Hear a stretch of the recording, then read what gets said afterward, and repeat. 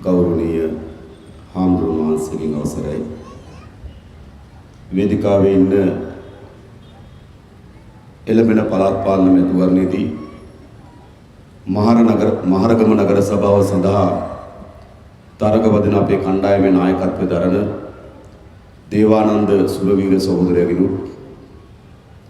ඒ වගේම බස්නාහිර පළාත් සභාවේ අපේ පක්ෂ මන්ත්‍රී පතිරණ සහෝදරයගෙනු ඒ වගේම වේදිකාවේ ඉන්න එළඹෙන පළාත් පාලන මැතිවරණයේදී කොළඹ දිස්ත්‍රික්කයේ නගර සභා ප්‍රාදේශ සභා සඳහා තරග වදින කණ්ඩායම් වල නායකත්වය දරන සහෝදරවරුන් සහෝදරියන්ගෙන් මහරගම නගර සභාව සඳහා තරග වදින අපේ සහෝදරවරු සහෝදරියන්ගෙන් ඒ වගේම මෙම අවස්ථාවට අපිට ධෛර්යය කැටුව රැගෙන මේ අවස්ථාවට සහභාගී වෙන අපේ නීතිඥ මහත්වරුන් කලාකරුවන් විද්වතුන් ඇතුළු සියලු දෙනාගෙනු මෙම අවස්ථාවට සහභාගී වෙලා ඉන්න ආදරණීය අම්මලා තාත්තලා සහෝදරවරු සහෝදරියන් ඇතුළු සියලු දෙනාගෙන් අවසරයි.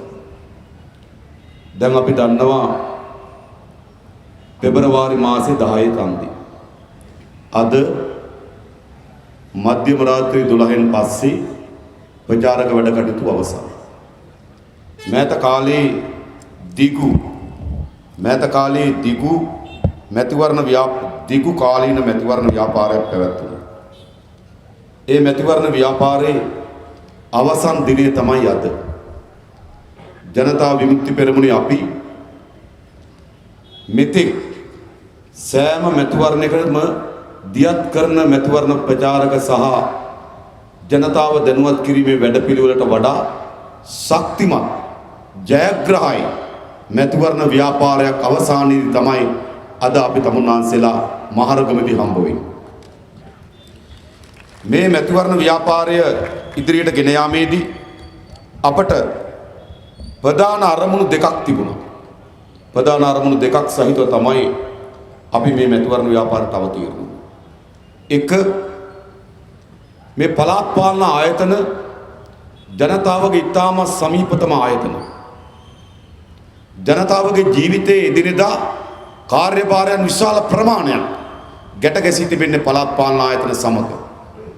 ගමේ පාර හැම වෙලාවෙම යනින් දරුවගේ ලදරු පාසල, ගැබිණි මාතාවගේ පෝෂණ තත්ත්වේ, ඒ වගේම පුස්තකාල සමාජයක්, ක්‍රීඩා පිටිය, ක්‍රීඩා සමාජයක්, වීදි ලාම්පුව, පරිසර පද්ධති ආදී ජනතාවගේ ජීවිතයත් එක්ක ඉතාම සමීපතම කාර්යභාරයන් විශාල ප්‍රමාණයක් මේ නගර සභා ප්‍රාදේශ සභා වලට පැවරී තිබෙනවා. පසුගිය කාලේ පුරාවටම මේ පාලනය නගර සභාවෙන් ප්‍රාදේශ සභාවෙන් ජනතාවට සිදුවිය යුතු කාර්යභාරය ඉටු කරන වෙනුවට තමන්ගේ ධන බලය එක්රැස් කර ගැනීම සඳහා මෙම නගර සභා ප්‍රාදේශ සභාව උපයෝග කරගෙන තිබුණා. ඒ නිසා අපේ එක් අරමුණක් තිබුණා මේ මැතිවරණයේදී ප්‍රාදේශ සභා නගර සභාවල ජනතාවට සිදුවිය යුතු කාර්යභාරය ඉටු කර ගැනීම වෙනුවෙන් නගර සභා ප්‍රාදේශ සභාවල බලය ජනතා විමුක්ති පෙරමුණ අත්පත් කර ගැනීම අරමුණෙන් මේ මැතිවරණ ව්‍යාපාරයට අපි අවතීර්ණ වෙනවා. අද අපිට බොහෝ තැන්වලින් සහෝදර සහෝදරයන් කියනවා සුවිශේෂී ජයග්‍රහණයක් අපට මෙම පළාත් පාලන මැතිවරණදී ලබා ගත හැකි වේවි කියලා. ඒ කාරණා. දෙවැනි අරමුණ අපි දන්නවා අපේ රට ගිලී තිබෙන මහා ව්‍යසනයක් තිබෙනවා. ඒ ව්‍යසනේ පෙබරවාරි මාසේ 10 වෙනිදා ගොඩ එන්න බෑ. අපේ රටේ ඇති ආර්ථික අර්බුදය, සාපරාධික ක්‍රියාවන්, සමාජයේ කඩාවැටීම් මේ කිසිවකට පෙබරවාරි මාසේ 10 වෙනිදා අවසන් වශයෙන් පිළිතුරු ලැබෙන්නේ නැහැ. නමුත් ඒ සඳහා ආණ්ඩු පෙරළන මැතිවරණේ 2020 දී එනවා 2020. එනිසා 2020 දී ආණ්ඩු බලය ලබා ගැනීමට සමත් වෙන ජනතා ව්‍යාපාරය ගොඩනැගීම සඳහා උපයෝගී වෙන ධෛර්යය දෙන උත්තේජන දෙන ප්‍රතිඵලයක් අපි පෙබරවාරි මාසේ 10 වෙනිදා අපේක්ෂාවෙන් මේ මැතිවරණ ව්‍යාපාරයට අපි විශ්වාස කරනවා. පාන්දදී රනිල් වික්‍රමසිංහ මහත්තයාට ලක්ෂ 50ක් තිබුණා. ලක්ෂ ගණනකින් අඩු වෙන බව සාධකයි. මහින්ද රාජපක්ෂ මහතා ලක්ෂ 47ක් ඒකත් විශාල ප්‍රමාණයකින් කඩා වැටෙනවා. ජනතා විමුක්ති පෙරමුණ ලක්ෂ 5මාරක් තිබුණා. සාහතික වශයෙන් ලක්ෂ ගණනකින් ජනතා විමුක්ති පෙරමුණේ ඡන්ද ප්‍රමාණය වැඩි වෙන බව සාහතිකයි.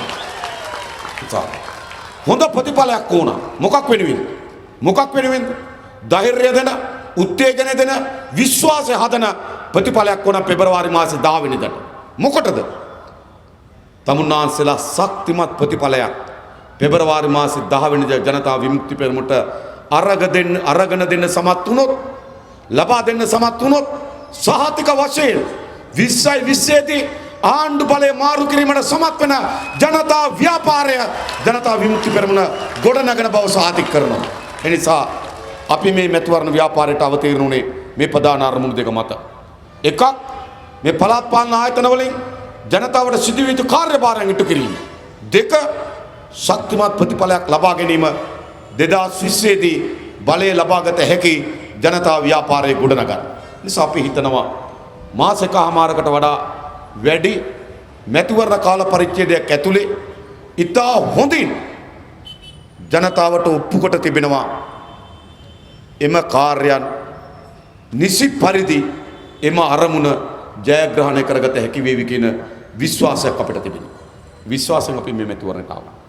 ඒ වගේම මේ මැතිවරණ අපේ සටන් පාඨය බවට පත් වුණා. ගම ගොඩනගන දූෂණය පරදවන ජවය තව අය විවිධ බෝඩ් අරගෙන ඉන්න ආවා. රට කැඩෙන බෝඩ්, සමහර අය අගමැති වෙන බෝඩ්, ඒ වගේ ගොඩක් ඒව අරගෙන ආවත් ජනතා විමුක්ති පෙරමුණ මැතිවරණ ව්‍යාපාරය අවසන් වෙනකොට මේ මැතිවරණේ දූෂිතයාට එරෙහිව ප්‍රබල ජනතා ව්‍යාපාරය බවට මැතිවරණ අවසන් වෙනකොට ජනතාව තීරණය කරලා අවසන් මේ දූෂිතයන්ට එරෙහි සටනක්. එම නෙවෙයි මේ සටන මුළුමනින්ම දූෂිතයන්ට එරෙහි සටනක් බවට කේන්ද්‍රගත වෙලා තිබෙනවා. එනිසා තමයි හැම දිනාටම අද දූෂිතයන්ට එරෙහි වහසි බස් දොඩවන්න සිදු වී තිබෙනවා. මම දැක්කා මහින්ද රාජපක්ෂ මහත්තයා කියනවා ඔහුගේ മന്ത്രിවරු කිසිවෙකුට කොන්ත්‍රාත් කරන්න ඉඩ නොදෙන බව. ඒ කියන්නේ මොකද්ද? කොන්ත්‍රාත් වලින් හොරකම් කරා මීට පස්සේ නෑ. ඇයි ඒක කියන්න උනේ? ඒක කියන්න උනේ අන් කවරක් නිසාවත් නෙවෙයි. ජනතා විමුක්ති පෙරමුණ දූෂණයට එරෙහි ප්‍රබල සමාජ මතයක් ගොඩනගන සමත් වී තිබෙනවා. රනිල් වික්‍රමසිංහ මහත්තයා ඒගොල්ලන්ට නේද බැඳුම් කර කොමිසමේ ගනුදෙනුව හරහා බිත්තියට මේ තුනට පස්සේ හීන් කෙඳිරිල්ලක් ලෙස රවි කරුණානායකලා වැනි අය උපනායකමින් ඉවත් කරන්න සිදු වී තිබෙනවා. ඒක නිකන් සිද්ධ වෙච්ච ඒවා නෙවෙයි. දූෂණයට එරෙහිව සටන. ඊට පස්සේ හරිම විකටම්කාරී තත්ත්වය තමයි හොරකමට එරෙහි සටන. හොරකමට එරෙහි සටන හොරකම් කිරීම සඳහා අලුතින් කෙනෙක් ඇවිල්ලා තියෙනවා මොට කඩුවක් අරගෙන. මොට කඩුවක් ඔසවගෙන අලුතෙන් කෙනෙක් ඇවිල්ලා තිබෙනවා.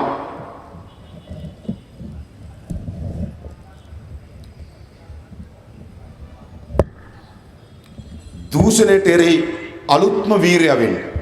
මේ මොකද්ද වෙලා තිබෙන්නේ? දූෂණයට එරෙහි සටනක් දූෂණය කරන්න තමයි ලක් කරන්න හදන්නේ.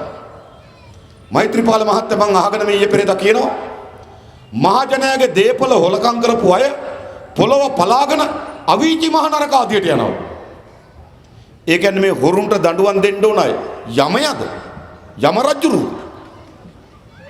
මොකද්ද මේ කියන්නේ? මම බලාගෙන එක කියනකොට සෙට් එක ස්ටේජ් එක පලාගෙන ගියාද කියලා. ටීම් එක ළඟ කවුද? නිමල් සිරිපාල, එස්.පී. දිසානායක, ජගත් පුෂ්ප කුමාර, ලක්ෂ්මන් යාපා, අනුර යාපා, සුසිල් ප්‍රේමජයන්ත සෙට් එක ළඟ තියාගෙන පොළොපල යන්න කතා කරනවා. මම මේ නන් ටිකක් කිව්ව නේද? ඒ නන් ටිකම දාන්න ඒගොල්ලෝ මහජනගේ දේපල හොරකම් කරපු විදිය සහ නාස්ති කරපු විදිය පිළිබඳව තොරතුරු විශාල ප්‍රමාණයක් අපි ගාව තියෙනවා. නන් ටික දැම්මහම අභියෝග කරයි කෝ කියලා. එදාට අපි කියන්නේ. මොකද අද අපිට තවත් ගොඩක් දේවල් කියන්න තියෙන නිසා. එනිසා දූෂණය කේන්ද්‍ර කරගෙන තමයි මේ මැතිවරණ ව්‍යාපාරයේ උච්ච ස්ථානයට අවිලා තිබෙන්නේ. ඇයි මේ දූෂණය මේ තරම් උච්ච ස්ථානයට පත්වන සටන් පාඨයක් බවට පත් උනේ ඇයි? අපි තමුන්නාසලා නොහිතන ධනය මේ පාලකේ හොරකම් කරනවා, නාස්ති කරනවා. ඒකයි මේ හේතුව. අද අපේ රටේ ආර්ථිකයේ මුහුණ දී තිබෙන ප්‍රධානම පිළිකාව මේ වංචාව සහ දූෂණය. ඒ ප්‍රමාණය අපි තමුන්නාසලා නොහිතන ධනය මේ පාලකයන් හොරකම් කරනවා, නාස්ති කරනවා, අවභාවිතාව යොදවනවා. මතක තබා ගන්න. අපි නොහිතන ධනය.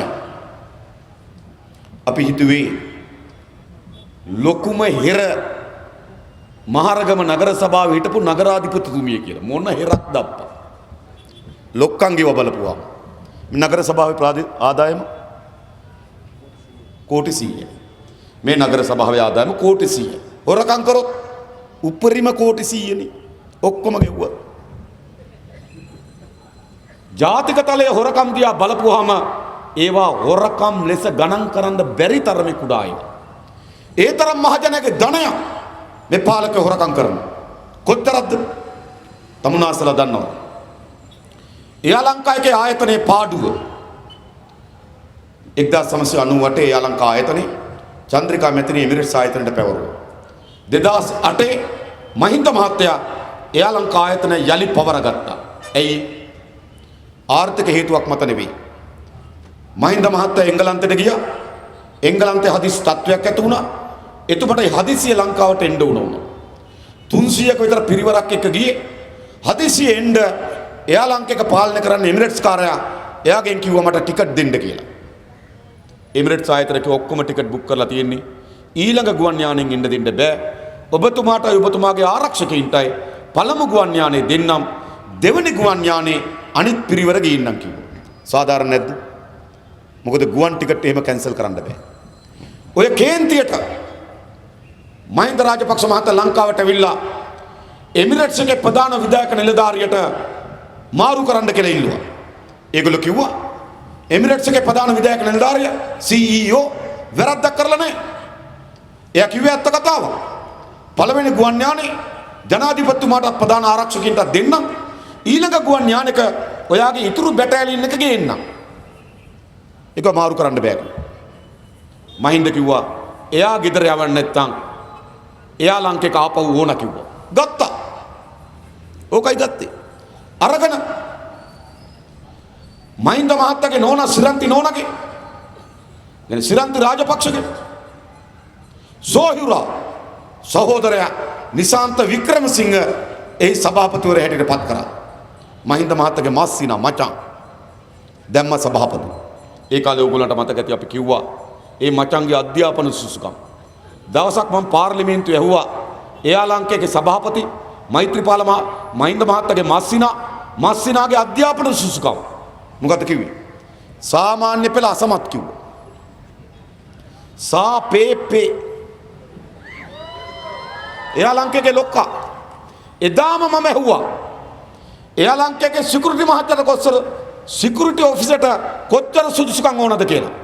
සිකියුරිටි මහත්තයාට A level ඕන කිව්වා. සිකියුරිටි මහත්තයා A level සභාපතිය සාපේපේ. මම මේ තමුන්නාසලට අතීතේ මතක් කරන්න නිකන් නෙවෙයි. අවුරුදු 7ක් පාලනය කරා මහින්ද මහත්තයාගේ මාස්සිනා යා ලංකාවේ. තව අවුරුදු 3ක් 2015 රනිල් මහත්තයා බලයට ආවට පස්සේ රනිල් මහත්තයාගේ ගජ මිතුරා චරිත රත්වත්ගේ මල්ලි එයා ලංකේගේ ප්‍රධාන විධායක නිලධාරි කරා. රත්වත් එකනේ. මොකද උනේ? දැන් අවුරුදු 10ක් අවුරුදු 7ක් පාලනය කරා මහින්ද මහත්තයාගේ මාස්සිනා. අවුරුදු 3ක් පාලනය කරනවා රනිල් වික්‍රමසිංහ මහත්තයාගේ ගජ මිතුරාගේ මල්ලි. පාඩුව කියන. එයා ලංකාවේ මේ අවුරුදු 10 පාඩුව රුපියල් කෝටි 12500යි. 12500 රුපියල් කෝටි. මේ ප්‍රාදේශ සභාවේ ආදායම කෝටි 100යි නම් අවුරුදු 125ක. ඒ කියන්නේ මහරගම නගර සභාව අවුරුදු 125ක හොයන ධනය එයා ලංකේක පාඩු වෙලා තිබෙනවා. මොන ධනයක්ද මතක තබා. ඒ විතරක් නෙවෙයි එයා ලංකාවේ ගිවිසුමක් අත්සන් කළා තිබුණා මහින්ද මහත්තයාගේ කාලේ පැරිසියෙන් ගුවන් යානා ගින්න පැරිසියෙන් එක ගුවන් යානයක් VVIP කාමරයක් බුදියන්ට ඇඳක් එක්සයිස් කරන්න රූම් එකක් නාන්න සවර රහි කරපු ගුවන් යානයක් තරුපයේ හෝටලේ වගේ මොකද මහින්ද මහත්තයා යන්න නෙවෙයි හිටියේ ගුවන් යානත් හදාගෙන හිටියේ දිගටම ඉන්න හැබැයි මොකද වුනේ සිද්ධ වෙච්ච දේ තමයි මහින්ද මහත්තයාගේ ආණ්ඩුව 2015 පරාද වුණා පරාද වුණාට පස්සේ වර්තමාන ආණ්ඩුව ආවා මේ ආණ්ඩුව කිව්වා ගුවන් යාන මිල ගෙනීමේ ගුවන් යාන මිලදී ගැනීමේ ගිවිසුම 4 කැන්සල් කරනවා කිව්වා කැන්සල් කරන්න කීයක් කිව්වා කැන්සල් කරන්න කිව්වා රුපියල් කෝටි 1800ක් ඒ කියන්නේ මේ මහරගම නගර සභාව අවුරුදු 18ක හොයන සල්ලි නිකන් ගෙව්වා මහ ජනගේ ධනෙ ඒ විතරක් හෙජින් ගිවිසුම නිසා දැන් වාර්තා වෙලා තියෙන ඇතුළේ තිබෙන පාඩුව කෝටි 1020යි ඒ කියන්නේ මේ මහරගම නගර සභාව අවුරුදු 10ක හොයන සල්ලි ඒ විතරක් ගෝඨාභය රාජපක්ෂට විරුද්ධව ගෝඨාභය රාජපක්ෂ හිටපු නාවික හමුදාපතිවරු තුන්දෙනාට විරුද්ධව අල්ලාස් කොමිසමෙන් දාලා තියෙන නඩුව මොකද නඩුව නාවික හමුදාවට තිබුණ බිස්නස් එක ඇවන්ගාඩ් එකට පැවරීම හරහා නාවික හමුදාවට සිදු වූ පාඩුව කෝටි 1140යි ඒ කියන්නේ මේ මහරගම නගර සභාව අවුරුදු 11මාරක වෙන ධනය ඇවන්ගාඩ් ගනුදෙනුවෙන් පාඩු වෙලා තිබෙනවා ඒ විතරක් නෙවෙයි පහුගිය ජූලි මාසේ තෙල් මිලදී ගැනීම සඳහා ටෙන්ඩරයක් ඇඳවුවා ඒ ටෙන්ඩරේ අගෝස්තු මාසේ තෝරාගත්තා මැක්ලරන්ස් කියන සමාගම තෝරාගත්තා සමාගම අඩුපාඩුකම් ඇති හැබැයි මේක තෙල් නැව් 23ක් ගේන්න විශාල මිලදී ගැනීමක් ඇමතිවරයාට ඒක තීරණය කරන්න බෑ ඒක දාන්න කැබිනට් මණ්ඩලයට හැබැයි පහුගිය අගෝස්තු මාසේ ඉඳන් තෙල් ඇමති අර්ජුන රණතුංග ඒක කැබිනට් මණ්ඩලයට දාලා අනුමැතිය ගන්නේ නැහැ මාස 5ක් ටෙන්ඩරෙන් පිට තෙල් ගෙනාවා ටෙන්ඩරෙන් ගෙනාවා නම් පිටින් ගෙනාපුවත් අතර වෙනස රුපියල් කෝටි 1400 ඒ ටෙන්ඩරේ කැබිනට් මණ්ඩලයට දැම්ම නම් කෝටි 1400ක් ඉතුරුයි ඒ කියන්නේ අවුරුදු 14ක සල්ලි කඩාගෙන වැටෙන ග්‍රීසියේ දැන් මේ කතාව වෙන්නේ ලංකාවේ බැඳුම් කරගෙනනේ ග්‍රීසිය බැඳුම් කර මෙලදී ගත්තා කඩාගෙන වැටෙන ග්‍රීසියේ සල්ලි දැම්මා අජිත් නිවාඩ් කබ්‍රාල් ග්‍රීසිය මහ බැංකුවෙන් බැඳුම් කර මිලදී ගත්තා ග්‍රීසිය කඩා වැටුණා එතන පාඩුව කෝටි 860යි සතයක්වත් ආපහු හම්බුන්නේ දැන් බැඳුම් කර කොමිසමේ වාර්තාව එළියට ආවා මාස 5ක් ඇතුළත බැඳුම් කර මිලදී ගැනීම පාඩුව කෝටි 1100යි ඒ කියන්නේ මේ මහනගර සභාව මේ නගර සභාව අවුරුදු 11ක වෙන ධනෙ මං තමුන්නාන්සලා සංඛ්‍යා දත්ත ටිකක් කිව්ව වෙන මුකුත් නිසා නෙවෙයි මේ මහ ජනයාගේ ධනෙ මොන තරම් හොරකම් කරනවද නාස්ති කරනවද අවභාවිතාව යොදවනවද ඉතින් මේක තමයි අපේ රටේ ආර්ථිකයේ ප්‍රධාන පිළිලයක් අද මේ වංචාව දූෂණය අපි තමුන්නාන්සලා නොහිතන ධනය අනුරාධපුරෙත් පොළොන්නරුවෙත් යාපනයේත් වකුගඩු ඒකක 3ක් හදන්න වෙන් කරේ පහුගිය අයවැය ලේඛනයෙන් කෝටි 45යි. එයා ලංකාවේ කෝටි 12500යි. නම් මහජනයාගේ ධනය කෝටි ප්‍රකෝටි ගණන් හොරකම් කරන පාලනයක් තිබෙනවා. නාස්ති කරන පාලනයක් තිබෙනවා. මේ හොරකම මොකද කරන්නේ? මේ ආයතන වල සිදුවන පාඩුව ගලාගෙන එනවා එමතුරුන්ගේ සාක්කු වලට. එහෙමයි මේ වෙන්නේ. ආයතනයේ පාඩුව කියන්නේ ඒ පාලනය කරන පාලන අධිකාරීන්ගේ සාක්කු වලට මේ ඔක්කොම ගලාගෙන එනවා. ගලාගෙන ඇවිල්ලා තමයි දේපල එකතු වෙන්නේ. මොනතරම් දේපල මේ දේශපාලක කණ්ඩායම එකතු කරන් තිබෙනවා. තමුන්නාන්සලා දන්නවා මහින්දානන්ද අලුත්ගමගේ 1990 මහින්දානන්ද අලුත්ගමගේ කුලියපිටියේ ශ්‍රී ලංකා රක්ෂණ සංස්ථාවේ රක්ෂණ නියෝජිතයා පඩිය රුපියල් 1250යි. මොකද කඩුවෙල උසාවියේ ඩිවෝස් නඩුවට දීපු දිවුරුම් ප්‍රකාශ අපි ගාව තියෙනවා. එකක් උසාවියේ තියෙනවා අනිත් එක නීතිඥ ගාව තියෙනවා අනිත් එක මං ගාව තියෙනවා. පඩිය රුපියල් 1250යි. පළාත් සභාවට ආවා පළාත් සභාවේ ඇමති වුණා පාර්ලිමේන්තුවට ආවා පාර්ලිමේන්තුවේ ඇමති වුණා. දැන් කොහොමද දැන් බොරැල්ල කිංසි රෝඩ් එකේ ගෙයක් තියෙනවා. කොළඹ නාවල ගෙයක් තියෙනවා. නාවල පිටිය ගෙවල් තියෙනවා. නුවර ඉඩම් තියෙනවා. එයාපෝට් එකේ කඩ දෙකක් තියෙනවා. සිංගප්පූරුවේ ගිණුම් තියෙනවා. එංගලන්ත ගෙයක් තියෙනවා. කෙල්ල ඉගෙන ගන්න ඇමරිකාවේ. කොහෙන්ද මේ ධනෙ? කොහෙන්ද මේ ධනෙ? මේ මහජනයාගේ ධනය මේ අමාත්‍යරුන්ගේ සාක්කු වලට ගලාගෙන බහිනවා. ගලාගෙන බහිනවා මේ ධනය. මේකයි සිද්ධ වෙලා තියෙන්නේ.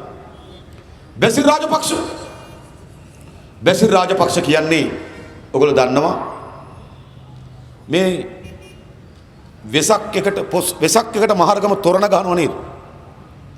මේ මහරගම තොරණ ගහනකොට කානිවල් තියෙනවා නේද? කානිවල් තියෙනවා නේද? තොරණ ගහනකොට කානිවල් මාරකලින්දීම තියෙනවා. ඒ කියන්නේ තොරණ ගහනකොට නේද ගම්පහෙන් එනවා මාරකලින්ද. හම්බන්තොටෙන් එනවා දොදොල් කඩේ. තොරණ ගහනකොටම පටන් ගන්නවා බිස්නස්. තොරණ ගලවනකොට දොදොල් කඩේ යනවා හම්බන්තොට. යනව නේද? නේද? මාරකලින්ද යනවා ගම්පහ. බැසිලුත් ඒ වගේ. අයියා ජනාධිපති වෙනකොට ඇමරිකාවේ ඉඳන් මල්ලි ආවා. බිස්නස් කරා. දොදොල් වික්ක නෙවෙයි හොඳ බිස්නස් කරා. 2015 ජනවාරි මාසේ 8 වෙනිදා තොරණ ගැලෙව්වා. මහින්ද පෙරදුනා. 10 වෙනිදා බැසිල් ගියා ඇමරිකාවට. නේද? තොරණ ගහනකොට දොදොල් කඩේ ආවා. දොදොල් වික්කා. තොරණ ගලවනකොට දොදොල් කඩේ හම්බන්තොට ගියා. අයියා ජනාධිපති වෙනකොට බැසිල් රාජපක්ෂ ආවා. බිස්නස් කරා. අයියා පරදිනකොට ඇමරිකාවට ගියා. බිස්නස් පාඩුද? බිස්නස් ලාභයි. මල්වානෙන් ගම්පා මල්වානෙන් අක්කර 18ක පොල් ඉඩමක් ගත්තා. ඒකේ මාලිගාවක් වගේ ගෙයක් හැදුවා. ගම්පා ඔරුතොට පාර ගෙයක් හැදුවා. මාතර බ්‍රවුන්සිල් වල අක්කරයක ඉඩමක් ගත්තා. බ්‍රවුන්සිල් කියලා කියන්නේ පර්චේස් එකක් ලක්ෂ 30යි. එතන අක්කරයක ඉඩමක් ගත්තා. ඇමරිකාවේ කුස්සිය වගේ තිබුගේ ලොකු ගෙයක් ගත්තා. බිස්නස් ලාභයි. එයි රාජ්‍ය ආයතන වලට පාඩුව මේ අමතුරුන්ගේ සාක්කු වලට ගලාගෙන එනවා. මේක නිසිද්ධ වෙන්නේ. ඊට පස්සේ මොකද උනේ? ඊට පස්සේ කඩුවෙල උසාවියෙන් දැම්ම නඩුවක්. මොකද නඩුව? දිවි නැගුමේ සල්ලි හොරකම් කරා කියලා. ඔය නඩුවට ඇමරිකාවෙන් ඉඳන් බැසිල් ආවා. ආවට පස්සේ කඩුවෙල උසාවියෙන් પાස්පෝර්ට් එක තියාගත්තා. දැන් යන්න විදියක් නැහැ. හැදුවා පක්ෂය පොහොට්ටුව. පොහොට්ටුව නෙවෙයි પાස්පෝර්ට්ටුව. පාස්පෝර්ට් එක දුන්නා නම් යනවා. මට ඒ පැත්තේම മന്ത്രിවරේ කිව්වේ. සහෝදරු තමයි වැඩේ කෑවේ. මේ මහන්ගේ මේ බැසිල් රාජපක්ෂගේ පාස්පෝර්ට් එක දුන්නා නම් ගියානේ කිව්වා. දැන් පාස්පෝර්ට් එක නැති නිසා හදනවා පක්ෂය. මේකයි. මේ දේශපාලනේ මහජනයාගේ ධනය මේ හොරකම් කරන්නේ නාස්ති කරන්නේ. ඒ විතරක් රවි කරුණානායකගේ පාර්ලිමේන්තු ඉස්සර රජමල්ලත් ගේ තියෙනවා. ඒකේ රිපෙයාර් කරනවා. රිපෙයාර් කරන්නේ කවුද? සංකෙල් කියන සමාගම. රිපෙයාර් කරන වියදම කීයද? අද තමුනාන්සලා සංකෙල් කියන සමාගමේ වෙබ් අඩවියට කියලා ගාලා බලන්න. රවි කරුණානායක යාගේ පාරිභෝගිකී කීයද වියදම? ගේ අලුත් වැඩියා කිරීමේ වියදම 5 කෝටි 40 ලක්ෂයයි. ලක්ෂ 540 ගේ රිපෙයාර් කරන්න හදන්න කීයක් යන්නේ? ගේ රිපෙයාර් කරන නිසා ගෙයක් අරගෙන කුලියට ගියා. කාගේද ගේ? අනීටා විජේසූරිය. කවුද අනීටා විජේසූරිය කියලා කියන්නේ? නහිල් විජේසූරිය මහත්තයාගේ දුව. කවුද නහිල් විජේසූරිය කියලා කියන්නේ? ලංකාවේ ප්‍රකට ව්‍යාපාරිකයෙක්. ඉන්ටර්කොන්ටිනෙන්ටල් හෝටලේ අයිති යාට. දැන් වැලිගම මැරියට් හෝටලේ අයිති යාට. මම මේ කියන්නේ අනීටා විජේසූරිය කවුද කියලා ඔයගොල්ලන්ට තේරුම් ගන්න. ඒ අනීටා විජේසූරිය කියන කාන්තාව බැඳුම් කර කොමිසමට අවිලා සාක්ෂියක් දුන්නා. මොකද දීපු සාක්ෂිය? රවි කරුණානායක ගෙදර අලුත් වැඩියා කරන නිසා දැන් රවි කරුණානායකගේ පවුල එයාගේ ගෙදර කුලියට ඉන්නේ කිව්වා. කුලිය කීයද? කුලිය ලක්ෂ 14යි මාසේ කුලිය. තමුනාසෙන් අපි අහනවා මාසේ කුලිය ලක්ෂ 14යි. කොහෙන්ද මේ ධනෙ? ඈත ගම්වල මිනිස්සුන්ට ගෙයක් හදාගන්නම නිවාස අධිකාරියෙන් දෙන්නේ ලක්ෂ 3යි. මුදල් ඇමති අයවැලියකනේ කියනවා ගෙවල් හදාගන්න ලක්ෂ 3ක ණයක් දෙනවා කියලා. ඒ මුදල් ඇමතිම ගෙදරක ඉන්නවා මාසේ කුලිය ලක්ෂ 14යි. ලක්ෂ 14 ගානේ දීලා මාස 8ක් හිටියා. ගෙන ගෙවල් කුලිය 1 කෝටි 12 ලක්ෂයයි. මාස 8ක් ඉඳලා නෝනට හිත ගියලු ගේ ගන්න. මරු 12 දුක් තියෙන. ගේ ගන්න හිත ගියාලු. හිත ගිහලා ගේ මිලදී ගත්තලු. කීයද? ලක්ෂ 1650යි. අනිටා විජේසූරිය කියනවා බැඳුම් කර කොමිසමේදී මගේ ගෙදර තමයි රවි කුලියට හිටියේ ලක්ෂ 14 ගාණක් දීලා කුලියට හිටියා. මාස 8ක් කුලියට ඉඳලා ගේ මිලදී ගත්තා කෝටි 16මාරයි. ඒ විතරක් නෙවෙයි අනිටා කියනවා ගෙවල් කුලිය ගෙව්වේ අර්ජුන එලෝසියස්. අන්න බැඳුම් කරේ සල්ලි හොරකම් කරන්න ඊට දෙනවා. ඒ ඊට දෙන ගේ අයගේ අයට ගෙවල් අරගෙන දෙනවා. අන්න සල්ලි පාත් වෙන විදිය. මහා බැංකුවට කෝටි 1100ක් පාඩුයි. ඒ වගේ පංගුවක් රවිට ගෙවල් අරන් දෙනවා. මෙහෙමයි මේ රාජ්‍ය ආයතන ඇති වෙන විනාශේ ගලාගෙන යන මේ ඇමතිවරුන්ගේ සාක්කු වලට දීපල වලට. තව වුණා. මම මේ ටිකක් අඩුවෙන් කියන්න ආවේ. තව කියන්න එකක් දෙකක්. ශ්‍රීලංකා රාජපක්ෂ ටොරන්ටෝ වල ගයක් ගත්තා ප්‍රභාත් නානායක්කාරට අයිති ගේ. ප්‍රභාත් නානායක්කාර කියන පෙරට ව්‍යාපාරිකයා. එයාට අයිති ගේ. කීයක් දීලාද ගත්තේ? එයාගේ පදනමට ගත්තේ ලක්ෂ 350ක් දීලා. එයාගේ ගිණුමේ කොල්ලපිටියේ ගිණුමේ සිරිලිය පදනම ගිණුමේ ලක්ෂ 420ක් තිබුණා. ඒ දෙකේ විතරක් වටිනාකම ලක්ෂ 870යි. ශ්‍රීලංකා නෝනට කොහෙන්ද ලක්ෂ 870ක දීපල? කොහෙන්ද දීපල? මොන්ටිසෝරි ටීචර් කාල්ටන් එකේ. ඉතින් අර එකතු කරන ධනෙ මංගාව තියෙනවා යම් සමාගම් ශ්‍රීලංකා රාජපක්ෂගේ ගිණුමට සල්ලි දාපු චෙක් පත් අංකත් මං කියලා යන්නගද. චයිනා හාබර් එකට වරාය හදන්න දෙනකොට ගාණක් එනවා ශ්‍රීලංකා ගිණුම් වලට. ශ්‍රීලංකා ගිණුමට විතරක් නෙවෙයි. පුෂ්පා රාජපක්ෂ පදනම බැසිල් රාජපක්ෂ නෝනාගේ පදනමට හම්බන්තොට වරාය හදන්න දුන්න චයිනා හාබර් එකට. චයිනා හාබර් එකෙන් සල්ලි දෙනවා පුෂ්පට බැසිල්ගේ නෝනාට. කොහොමද මේ වෙන්නේ? ඉතින් හම්බන්තොට වරාය හදන්න ගියා කෝටි 1380ක්. සමාවෙන්න. ඩොලර් මිලියන 1380ක්. චයිනා හාබර් එක.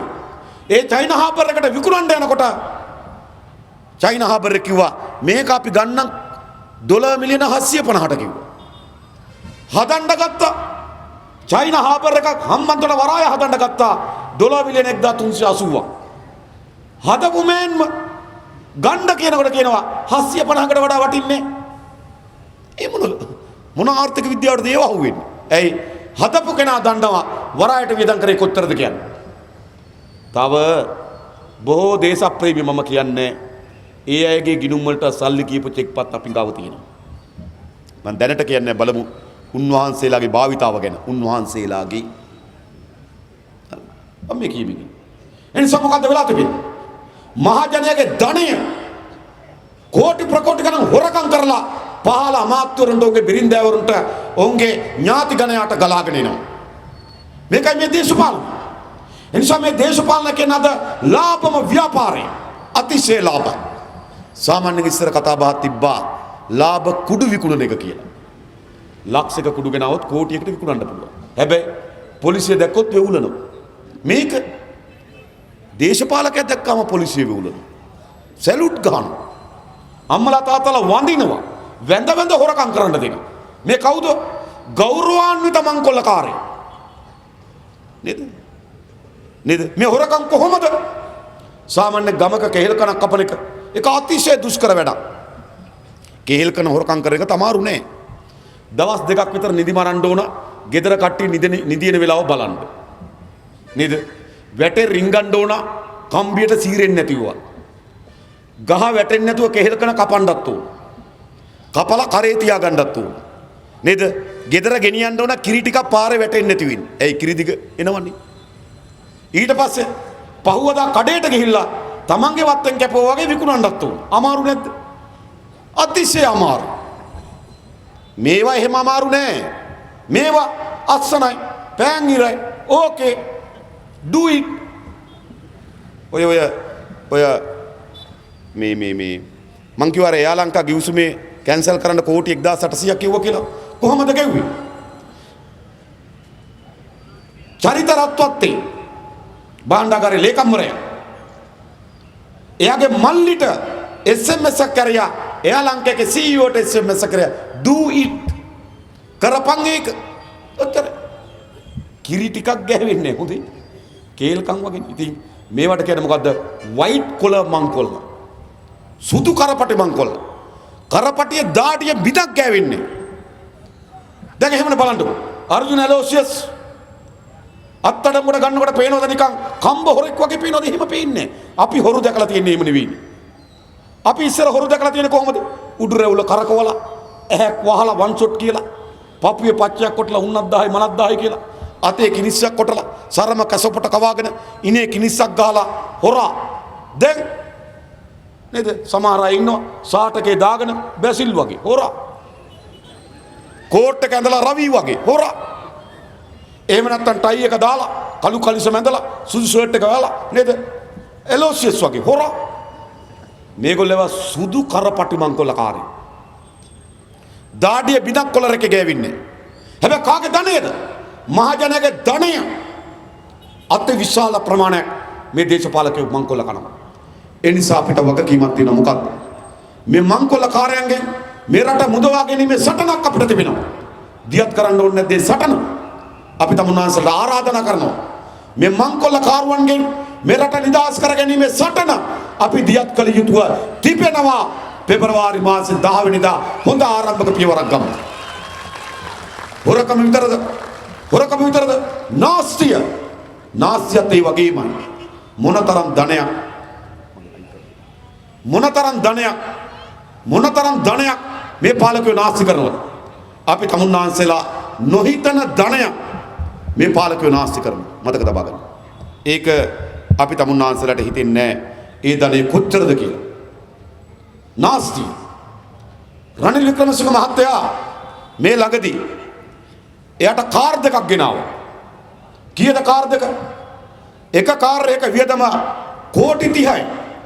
කාර් දෙකට කෝටි 60යි. අපි අහනවා තමුන්නාන්සලාගෙන් කෝටි 60ක් පාවිච්චි කරලා කෝටි 60ක් වියදම් කරලා පාවිච්චි කරන කාර් එක මොකක්ද? කෝටි 30 කාර් ලක්ෂ 3000යි කාර් එක. හොඳම බෙන්ස් කාර් එකකුත් කෝටි 7යි. රනිල් වික්‍රමසිංහගේ කාර් එක කෝටි 30යි. මේක එහෙම රටක්ද? දරුව මැරෙනවා. කණ්ඩ දෙයක් නැතුව කෝවක් අගෙඩි කාලා සීනි අඩු වෙලා දරුව මිය යනවා. ගොවියෝ ඊයේ නේද ණය ගෙවා ගන්න බැරුව බෙල්ල වෙලා දාගෙන මැරෙනවා. අම්මලා මාතර ගිහිල්ලා නිල්වලා ගඟට දරුවෝ විසිකනවා කිඹුල කාපන් කියලා. පිළිකා රෝහලට ගිහලා බැලුවොත් ඉන්ජෙක්ෂන් එකක් ගන්න සල්ලි නැතුව ඇඳේ වෙවුල ඉන්නවා. අනුරාධපුරේ ගිහලා බැලුවොත් වකුගඩු අකර්මණය වෙලා ලේ ටික පිරිසුදු කරගන්න ලේ මාරු කරගන්න අතේ සතේ නැතුව දඟල ඉන්නවා. විශාල ඛේදවාචකයක් රටේ ජනතාව මුණ දීලා තිබෙනවා. හැබැයි රටේ පාලකයා රනිල් වික්‍රමසිංහ කෝටි 30 කාර් ගේනවා. මොන පාලකයේද මේක? කෝටි 30 කාර්. අම්මපා මං හිතන් ඉන්න ඔය කාර් එකේ කවදා හරි එයිනේ පාර්ලිමේන්තුවේ ගිහිල්ලා බලන ඔය කාර් එක මොකද්ද කියලා. නයිට් රයිඩර්ගේ කාර් එකක් දන්නේ. මහජනයාගේ ධනෙ පිළිබඳ කිසිදු වගකීමක් සැලකිල්ලක් නැති පාලකයෝ බව මතක තබා ගන්න. කුසකර්ම අමාත්‍යාංශයට 2 කෝටි 30 ලක්ෂ ගාණි දැන් මාස 10ක් කුඩිය ගෙවනවා. මාසෙට 2 කෝටි 30 ලක්ෂයයි. ඊට කලින් ඩිපොසිට් කරා කෝටි 50 මිලියන 500 ඩිපොසිට් තැන්පත් කරා මාසපතා 2 කෝටි 30 ලක්ෂ ගාණි ගෙවනවා. මහජනයාගේ ධනය නාස්ති කරනවා. මේ ඊයේ පෙරේද මට තවතුරුතුරක් ආවා. ජනාධිපති ලේකම් කාර්යාලය ඉඳ මදී කියලා ජනාධිපති ලේකම් කාර්යාලය තව කාර්යාල දෙකක් අරගෙන මාසෙ කුලිය 4 කෝටි 50 ලක්ෂයි. ලක්ෂ 450යි ජනාධිපති ලේකම් කාර්යාලය අලුත් කෑලි දෙක. මහජනයාගේ ධනෙ. ඒ විතරක් තමුන්නාන්සලා දන්නවා පෞගිය ආණ්ඩුව හිටපු බැසිල් රාජපක්ෂගේ හෙලිකොප්ටර් වියදම් ටික කවදා ඉඳන් කවදාටද? අවුරුදු 4කට බැසිල් රාජපක්ෂගේ හෙලිකොප්ටර් වියදම්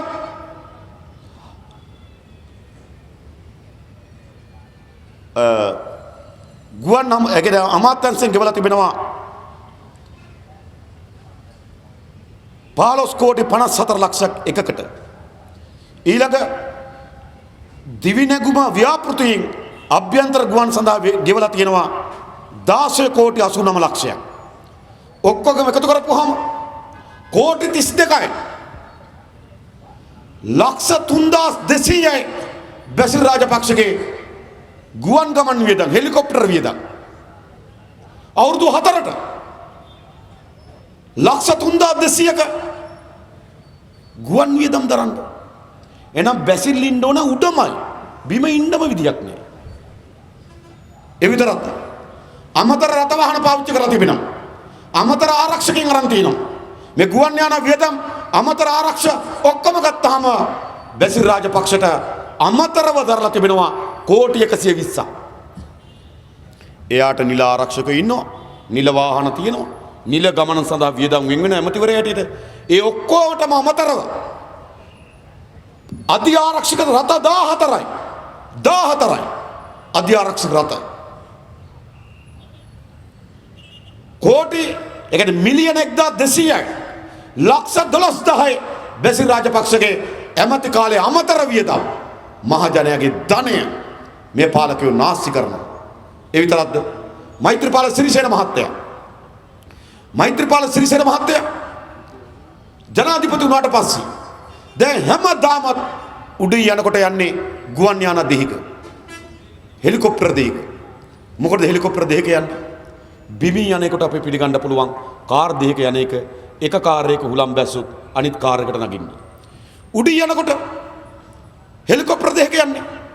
එක හෙලිකොප්ටරයකට ප්‍රශ්නයක් આવුත් අනිත් එකට පනින්නද? බිම තමයි. නැත්තම් ජනාධිපති වුණාට පස්සේ තටුවාවද? නැත්නම් ජනාධිපති වුණාට පස්සේ ගුවන් කරණම් ඉගෙන ගත්තද? නෑ. මේගොල්ලෝ බලය විඳිනවා. බලයෙන් එන්ජොයි කරනවා. මේගොල්ලන්ගේ බලය කියන්නේ ජොලිය. වෙන මොකද බලය කියන්නේ ජොලිය. ඔය රනිල් වික්‍රමසිංහ මහත්තයා ඉස්සර පාර්ලිමේන්තුවේ ගීතා කුමාරසිංහ ඉන්නකොට ගීතට මුකුත් කිව්වේ නැත්තම් රනිල්ට අප්සෙට්. ජොලිය ෆන් මතක තබා ගන්න. මේ පාලකයෝ බලයෙන් ජොලි කරනවා. එහෙමයි මේ පාලකයෝ හැසිරෙන්නේ. බලය කියන්නේ මොකද්ද? රට පිළිබඳ ජනතාව පිළිබඳ වගකීම. රනිල් වික්‍රමසිංහ මහත්තයා හෝ මෛත්‍රීපාල සිරිසේන මහත්තයා රට පිළිබඳ හෝ ජනතාව පිළිබඳව වගකීමෙන් කටයුතු කරනවා නෑ. ඒ විතරක් මංගාව තියෙන බිල මොකද්ද?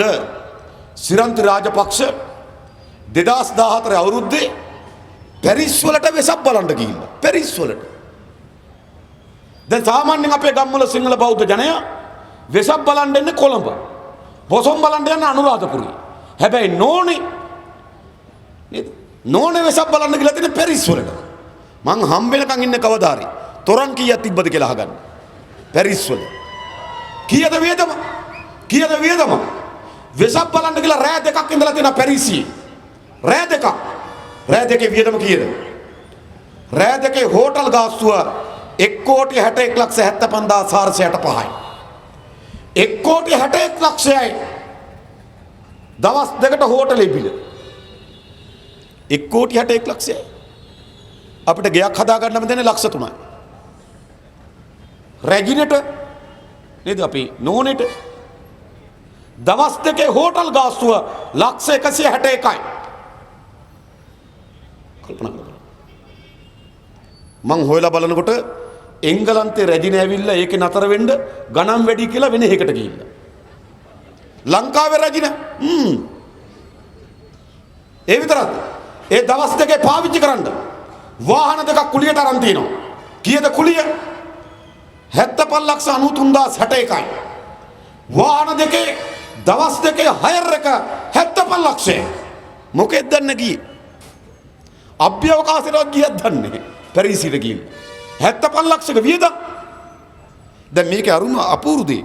ඒ කියන්නේ මෙහි ඉඳන් පැරිසියට යන්න ගුවන් ටිකට් එක 7,68,000යි. ඒ කියන්නේ මෙහි ඉඳන් පැරිසියට යන්න ගුවන් ටිකට් එක 7,68,000යි. පැරිසිය ඇවිදින්න 75 ලක්ෂය. ජෙට් එකේ ඇවිද්දත් දන්නේ. මහජනයාගේ ධනය ගුවන් ටිකට් එකට 7,68,000යි. අනෙකුත් වියදම් 5,43,000යි.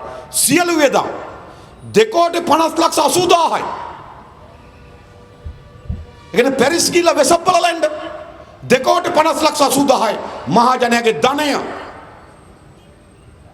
ඉතින් මුත්තා නේද වේදිකාවක් ගානේ රැස්වීම් තිය යන කරුම පුදුම වැඩක් යන්න එපැයි අප්පා. මං එනකොට හෝමාගම අපි තඹුත්තේගම හොඳේ ඉස්සර අපිට මතක අපේ තඹුත්තේගම හිටියා යෝධී. ඉස්සර කරන දේ තමයි ඔය එක්සත් ජාතික පක්ෂයේ රැස්වීම වල මතක ඇති වැඩිහිටි අම්මලා තාත්තලාට මේ යෝධයා පෙන්න යනවා. යෝධයා එනවා කිව්වම යෝධයා බලන්න කට්ටිය එනවා. දැන් මේ ජාතිය මුත්තා. හරි ඔච්චර වෙලාද මේ මුත්තා. මොකක් වෙනවද මේ සැප. ඉතින් මේව නොලැබෙයිද කල්පනා කරලා බලන්න. මේව ලැබෙනවනේ.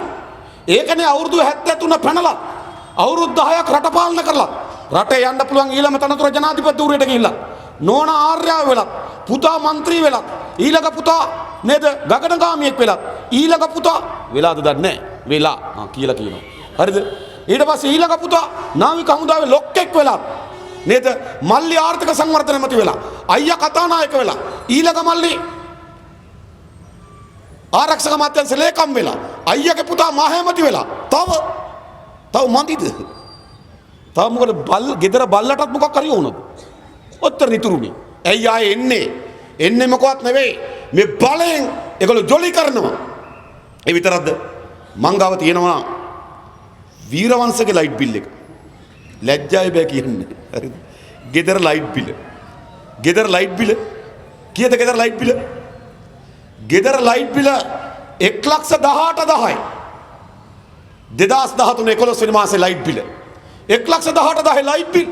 ඕගොල්ලන් ගෙදර කීයක් විතරද? 1000 2000 3000 පැන්නොත් කෙල්ලට බනිනවා. අයෙන්න එහෙම කරන්න එපා උදේ අයෙන්න එහෙම කරන්න එපා. බයින් නැද්ද? මේ රුපියල් 3000 ගෙවා ගන්න බෑ අපිට. වීරවංශක ලයිට් බිල ගෙදර 1,18,000යි. මේ මහරගම සුපර් මාකට් එකකින් අහන්න ලයිට් බිල කීයද කියලා. වීරවංශක ගෙදර සුපර් මාකට් එකක්ද? නෑ. ගේත් ඒසි කරලා වැසිකිළියත් ඒසි කරලා හොඳේ. ඒ වැඩේ කරන්නේ සීතලේ ගැහි. දේශප්‍රේමී. එනිසා මොකද්ද මේ වෙලා තියෙන්නේ? මහජනයාගේ ධනය හොරකම් කරනවා. මහජනයාගේ ධනය නාස්ති කරනවා. ඒගොල්ලන්ට බලය කියන්නේ ජොලිය. වෙන මොකවත් නෙමෙයි. මේකනේ වෙලා තිබෙන්නේ. එන්ජොයි කරනවා. ෆන් ගන්නවා බලයෙන්. බලය කියන්නේ ජනතාවගේ සහ රටේ වගකීම උර මත පැටවුණු. එහෙම නෙමෙයි මේ පාලකයෝ කටයුතු කරන්නේ. ඒ නිසා අපිට දේශපාලන ගමනක් තිබෙනවා මේ රටට. මොකද්ද තියෙන දේශපාලන ගමන? මේ වංචනිකයන්ගේ මේ මංකොල්ලකරුවන්ගේ මේ නාස්තිකරුවන්ගේ මේ රට මුදවා ගැනීමේ සටන අපි දියත් කරන්න ඕනේ නැද්ද? අපි තමුන්වන්සලෙන් අහන්නේ අපි හැම දිනාටම සුවිශේෂී කාර්යභාරයක් තිබෙනවා මේ මංකොල්ලේට දූෂණයට එරෙහිව සටන දියත් කරන්න. එයි අපේ දරුවන්ගේ සල්ලි තමයි අපේ දරුවන්ගේ අධ්‍යාපනයට අපේ දරුවන්ගේ සෞඛ්‍යයට අපිට ජීවිතයක් වෙනුවෙන් තිබෙන සල්ලි තමයි මේ විනාශ කරමින් තිබෙන්නේ. මේක නතර කරන්න. හොරකම විතරද සිදු වෙමින් තිබෙන්නේ. ඒව විතරක් නෙවෙයි. අපේ දරුවන්ගේ අධ්‍යාපනයට මොකද සිදු වෙමින් තිබෙන්නේ? අපේ රටේ අධ්‍යාපනය අද මුළු මනින්ම පාසලෙන් වෙනුවට එළියෙන් ගන්න වෙලා තියෙනවා. දරුවා ඉස්කෝලේ බාර දෙනකොටම ටියුෂන් පන්තියට බාර දෙනවා. ගම්වලට ගිහිල්ලා බලන්න. ඈත ගම්වල දරුවන්ගේ විශාල බලාපොරොත්තුවක් තියෙන දරුවන්ට උගන්වන්න මහ විශාල බලාපොරොත්තුවක්.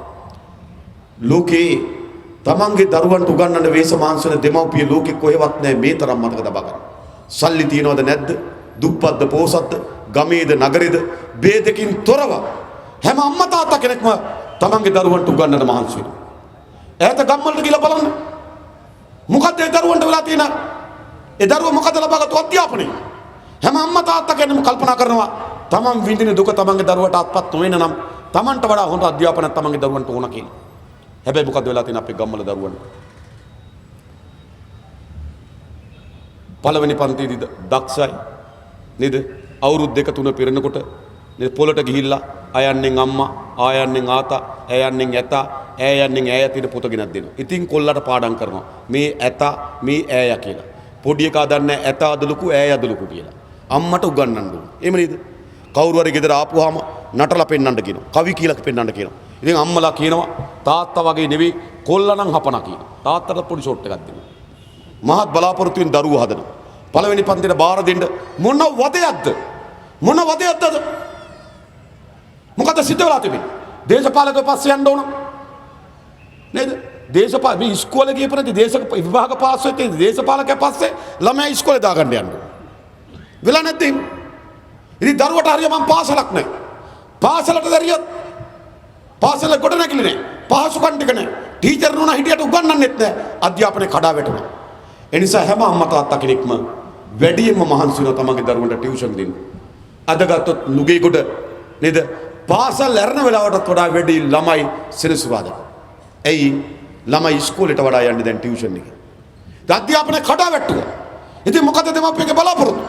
සිය බලාණ්ඩුවට ගියොත්, පදවියට ගියොත්, වැලියෝයට ගියොත්, අනිත් පැත්ත මැදිරිගිරිය පළාත්වල ඈත ගම්මානවල සාමාන්‍ය පෙළ සමත් වෙන්නේ හරි අඩයි. ළමයි දෙන්නෙක් ලියොත් එක ළමයි පාස්, එක ළමයි පේ. මොකද ඒ ළමයි අනාගතේ? මොකක්ද අනාගතේ? ඉතින් ළමයා සාමාන්‍ය පෙළ අසමත් වෙනවා. මහත් බලාපොරොත්තු තියාගෙන දරුවෝ හැදුවට ඒක සාමාන්‍ය පෙළ අසමත්, ඊළඟ උසස් පෙළ අසමත්. ඊළඟ කියන මොකද්ද? මං කම්පියුටර් ඉගෙන ගන්න යන්න. මං ඉංග්‍රීසි ඉගෙන ගන්න යන්න. ඒ විදිහට කම්පියුටර් ඉගෙන ගත්තා නම් ඔක්කොම අතේ දැන් නේද? කම්පියුටර් තාක්ෂණය හැම කෙනා අතීම තියෙනවා. හැම කෙනාම ඉංග්‍රීසි ඉගෙන ගත්තා නම් ඒ විදිහට ඉංග්‍රීසි පන්ති ගිහිල්ලා රටේ ඔක්කොම ඉංග්‍රීසියෙන් කතා කරන්න ඕන. ඔය එක පන්ති කරත් ගිහලා අවසන් කරන්න. කම්පියුටර් පන්තියේත් භාගේ, ඉංග්‍රීසි පන්තියේත් භාගේ. එහෙම නේද? ඊට පස්සේ ගෙදර ඉන්නම අම්මා බනිනවා. මෙලෝ වැඩක් කරන්නේ නැහැ කියලා. කොල්ලා කියන ගාමන්ට් ෆැක්ටරි මුර කරන්න යන්න. කොළඹ බදාම අනන්න යන්න. අද තමුන්වහන්සේලා කියලා බලන්න කොළඹ විශාල බිල්ඩින් වල වැඩ කරන තරුණයන්ගෙන් අහන්න කොහෙද? රාජාංගනේ. කොහෙද? මැදිරිගිරිය. කොහෙද? පදවිය. ඉතින් කොළඹ ඇවිල්ලා බදාම අනනවා සිකියුරිටි ජොබ් එක කරනවා. පැයට වැඩමුරේ. පැය 12ක් මුර කරන්න ඕන.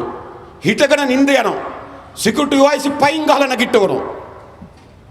දරුවට හිතනවා අම්මගෙන්වත් ගුටි කාපු නැති මම මුගෙන් ගුටි කන්න ඕන. ආපහු යනවා ගෙදර. කොළඹ ඇවිල්ලා අවුරුද්දක් එකමාරට වඩා රස්සා කරන්නේ. ආයෙ ගෙදර ගිහිල්ලා නේද? ආයෙ ගෙදර ගිහිල්ලා කියලා දෑතේ රස්සාව ඉගෙන ගන්න. අත්වැඩ දෙන්න යන්න. ගැරිජ් එකේ ඉගෙන ගන්න යන්න. කුඹුර කොටන්න යන්න. හේන කරන්න යන්න. මේ ඔක්කොම කරාට පස්සේ කලවාසයත් අර යනවා. යන එනකොට කෙල්ලක් ජෝඩු කරනවා. ඉතින් බඳිනවා කසාද. ගෙදර ගේනකොට සීදේවි කෙල්ල. නේද?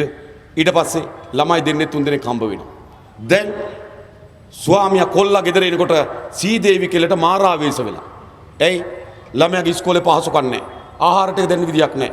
බෙහෙත් ගන්න විදියක් නැහැ. ලයිට් බිල ගෙවා ගන්න විදියක් නැහැ. දරුවට ඇඳුමක් ගන්න දෙන්න විදියක් නැහැ. දැන් කොල්ලා ගෙදර එනකොට කෙල්ලට මාරාවේශ වෙනවා. ඊට පස්සේ කොල්ලා අඩියක් ගහලා ගෙදර එනවා. බම්මර පදම්. නෝනා කියනවා තාත්තා බීලා රණ්ඩු කරන්න එපා. ඒකටම තමයි බීලා ඉන්නේ. මේකට වෙලා තියෙන්නේ. එහෙම නෙවෙයි අපේ ඈත ගම්වලට ගිහලා බලන්න. අපේ දරුවන්ගේ ජීවිතය එතනින් කෙලවර වෙලා තිබෙනවා. මේක වෙනස් කරන්න ඕනේ නැද්ද? අපි හැමදෙනාම මිනිස්සු. අපි ඉපදෙනවා. අපිට ආහාර වේලක් ඕන, ඉන්න තැනක් ඕන, ආදායම් මාර්ගයක් ඕන, සතුටක් ඕන, මානසික සුවයක් ඕන. මිනිස්සු හැටියට අපි මිනිස්සු නෙවෙයි. ගයක් හදාගන්න කොච්චර වලි කනවා. ඈත ගම්වලට ගිහලා බැලුවොත් අත්තිවාරම දැම්මොත් බිත්ති උස්සලා නැහැ. බිත්ති උස්සුවොත් වහලේ ගහලා නැහැ. වහලේ ගහලා නම් උණු පිරියම් කරලා නැහැ. උණු පිරියම් කරලා නම් දොර ජනෙල් දාලා නැහැ. දොර ජනෙල් දාලා නම් සිමෙන්ති ටික දාලා නැහැ. අවුරුදු කීයක් ගයක් හදනවද? අපේ රාජ්‍ය සේවකයෙක් අපි පොලිසිය මහත්තයෙක් තමන්ගේ මුළු පටියම උගස්සලා තමයි ණයක් ගන්නේ ගයක් හදාගන්න. පටියම උගස්සනවා ණයක් ගන්න. පටිය කැපිලා එනවා. පටිය කැපිලා ආවම පොලිසිය මහත්තර ජීවත් වෙන්න විදියක් නැහැ. ඉතින් මොකද කරන්නේ? වරදක් නැහැ. මේ එතුමගේ වැරද්ද නෙවෙයි. පොලිසිය මහත්තයා විතරද? රජේ කාර්යාලයකට ගියොත් එතනත් එහෙමයි. එක්ක හාෆ් සෙට් එක උස්සගෙන යනවා. නේද? එක්ක පෑන උස්සන් ඉන්න try කරනවා. එහෙම නැත්තම් නේද? ෆයිල් එක උඩට ගන්න අතේ කීයක් හරි තියන්න ඕන. එහෙම නැද්ද? වෙලා තියෙනවා. ඇයි? ආදායමක් නැහැ හරියම. ඇයි බස් එකේ කොන්දොස්තර මහත්තයා නේද? මාටියා කියන ආවෙත් එතන ඉන්නේ. නේද? ඉතින් කොහොමද වෙලා තියෙන්නේ? ඇයි? අපිට ගයක් හදාගන්න ආදායමක් නැහැ. දරුවට උගන්වන්න ආදායමක් නැහැ. මේ කිසි කෙනෙක් අපි හිතන්නේ පොලිසිය මහත්තයා යුනිෆෝම් එක හැඳලා තරුවක් ගහලා පටිය ගහලා නේද? කැප් එක දාලා හයිය හත්ති හදාගෙන නේද අපරාධ පනත ඉගෙනගෙන නේ දණ්ඩ නීති සංග්‍රහය ඉගෙනගෙන ඇවිල්ලා පාරේ රුපියල් 100ක් ඉල්ලයිද? ඉල්ලනවා. ඒක අමාරුයි. හැබැයි ඉල්ලන්නේ ඇයි? ඇයි ඉල්ලන්නේ? ඛේදවාචකයක්. නිසා අපේ මුළු මිනිස්සුගේ බහුතර ප්‍රමාණය මේ ඛේදවාචකයට මුහුණ දීලා තිබෙනවා මේ වැරදි ආර්ථික ක්‍රමයේ හේතු කොටගෙන. ගයක් නැත්තම් මොකද්ද අපි මිනිස්සුද? දරුවට අධ්‍යාපනයක් නැහැ. රැකියාවක් නැහැ. හැබැයි අපිට ඒගොල්ලන්ගේ දරුවන්ට එහෙම ප්‍රශ්නයක් නැහැ. ඒගොල්ලන්ගේ දරුවෝ ඔක්කොම ඉගෙන ගන්න යන පිටරට.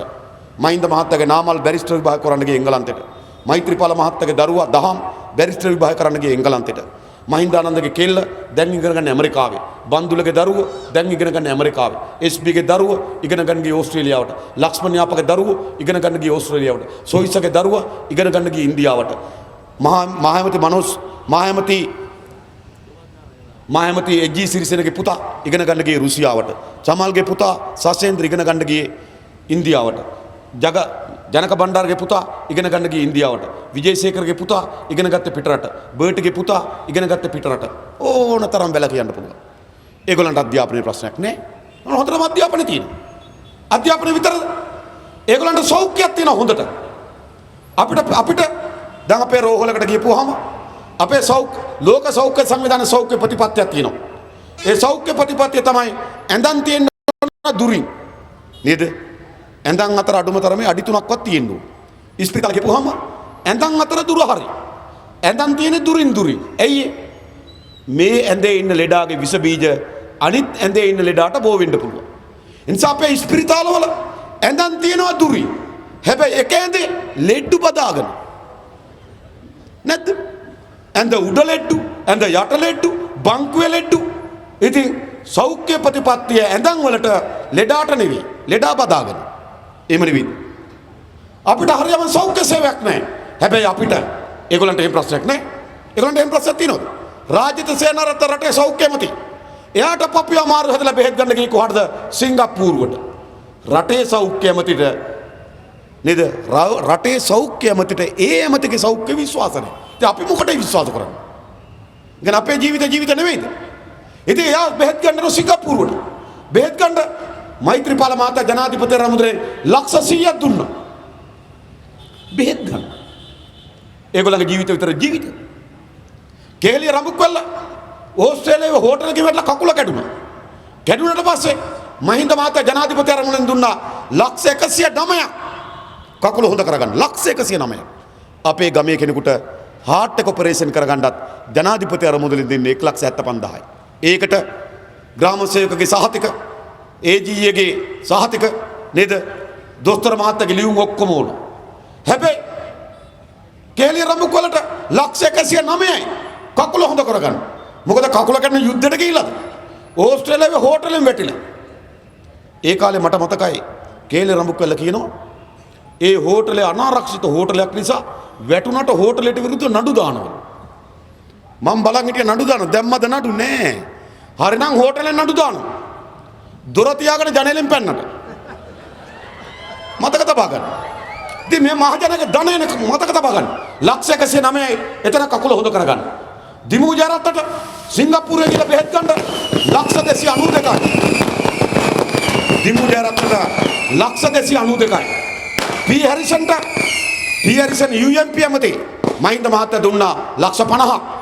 ජයවර්ධනට UNP ඇමති മന്ത്രി මහින්ද මහත්තයා දුන්නා ලක්ෂ 50ක්. ඒගොල්ලන්ට බෙහෙත් ගන්න සිංගප්පූරුව. මහින්ද මහත්තයා අසනීප වෙලා බෙහෙත් ගන්න ගියේ ඇමරිකාවට. රනිල් මහත්තයා අසනීප වෙලා බෙහෙත් ගන්න ගියේ ඇමරිකාවට. ඒගොල්ලන්ට සුපිරිපන්නේ සෞඛ්‍ය සේවය අපිට නිදා ගන්න ඇඳක් නැති ඉස්පිරිතාලේ. හොඳද මේක? සමේක වෙනස් කරන්න අපිට මොනවද කියන්නේ? මේ ආර්ථික ප්‍රතිපත්තිය වැරදි. මේ අධ්‍යාපන ප්‍රතිපත්තිය වැරදි. මේ රාජ්‍ය පාලනය වැරදි. ඒ විතරක් නෙවෙයි මේ රාජ්‍ය පාලනය කරන්නේ කොහොමද? අපේ දරුවන්ට රස්ස නැතුණට ඒගොල්ලන්ගේ දරුවන්ට සුපිරි රස්සා. මොකද රස්සාව රට පාලනය කරන්නේ. දැන් කට්ටිය ඔක්කොම නේද දෙවෙනි පෙළේ ඉන්නෝ රට පාලනය කරන්නේ. ලක්ෂ්මන් යාප ඇමති පුතා පළාත් සභාවේ. තාත්තා අවුට් වුණාම පුතාට එන්න. වෙල්ගම පාර්ලිමේන්තුවේ පුතා පළාත් සභාවේ. පෞසි පාර්ලිමේන්තුවේ පුතා පළාත් සභාවේ. පියසේනගමගේ පාර්ලිමේන්තුවේ පුතා පළාත් සභාවේ.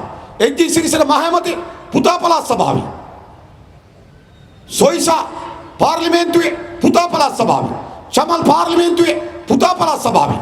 සුමේධ ජයසේන පාර්ලිමේන්තුවේ පුතා පළාත් සභාවේ.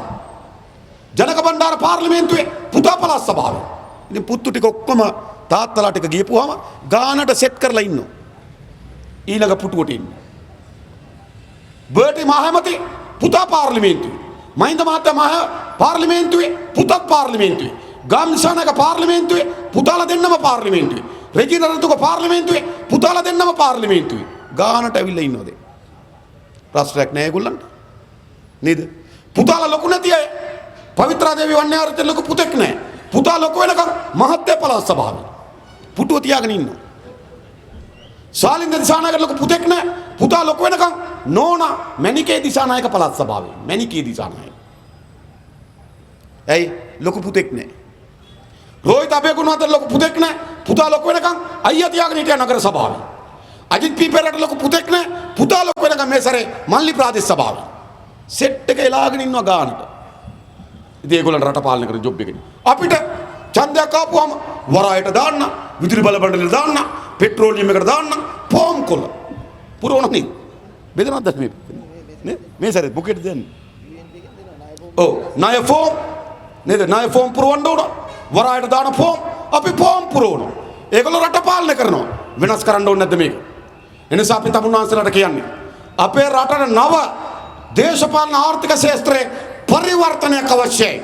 ඒ පරිවර්තන වෙනුවෙන් තමයි ජනතා විමුක්ති පෙරමුණ මේ දේශපාලන ව්‍යාපාරය ආරම්භ කරේ. මේක ජයග්‍රහණය සඳහා මෙහෙවමින් තිබෙන්නේ ඒ පරිවර්තන වෙනුවෙන්. අන්න ඒ නිසා තමයි මම තමුන්වන්සලාට කියන්නේ මේ පරිවර්තනය සඳහා පෙබරවාරි මාසේ 10 වෙනිදා ඡන්දයක් දෙන්න. ඒ පරිවර්තන වෙනුවෙන්. අපි මේ මැතිවරණ ව්‍යාපාරයේ ඉතාම සක්‍රියව මේ මැතිවරණ ව්‍යාපාරයේ දුන්නා. මේ මැතිවරණ ව්‍යාපාරයේ ජනතා විමුක්ති පෙරමුණ පමණක් නෙවෙයි මේ වෙනස අපේක්ෂා කරන සාහිත්‍යකරීන්, කලාකරුවන්, වෘත්තීයවේදීන්, විද්වතුන් විශාල ප්‍රමාණයක් මේ මැතිවරණ ව්‍යාපාරයේ යෙදුණා. අපි ස්තුතිවන්ත වෙන්න ඕන උන්ට මේ අවසන් මැතිවරණ වේදිකාවේදී. අපි උපුල් කුමරක් පෙරම නීතිඥතුමා අපේ රුහුණු විශ්වවිද්‍යාලයේ පීඨාධිපතිතුමාලා ඇතුළු බොහෝ පිරිසක්, කැලණි විශ්වවිද්‍යාලයේ පීඨාධිපතිතුමා ඇතුළු බොහෝ පිරිසක්, අපේ සාහිත්‍යදරීන්, අපේ දීපානි අක්කලා නේද මේ මැතිවරණ ව්‍යාපාරේ ජනතා විමුක්ති පෙරමුණ හා සමව හරියට මේ මැතිවරණ ව්‍යාපාරයේ උර දරා ගනිමින් යෙදුණා. මේක ජයග්‍රහණය වෙනුවෙන් අපිට සතුටුයි නේද? විශාල සමාජ කවයක් මේ වෙනුවෙන් ඉදිරියට ආවා. ඒ විතරක් නෙවෙයි මාධ්‍යවේදීන්, මාධ්‍ය ආයතනවල පාලන අධිකාරිය හුබවන අය පවා විශාල සහායක් මේ මැතිවරණ ව්‍යාපාරයේදී ජනතා විමුක්ති පෙරමුණට ලබා දී තිබෙනවා. අපි ඒ සහාය ඔවුන්ට ස්තුතිවන්ත වෙනවා. ඔවුන්ට විශේෂම අපි ස්තුති වෙනවා. ඇයි?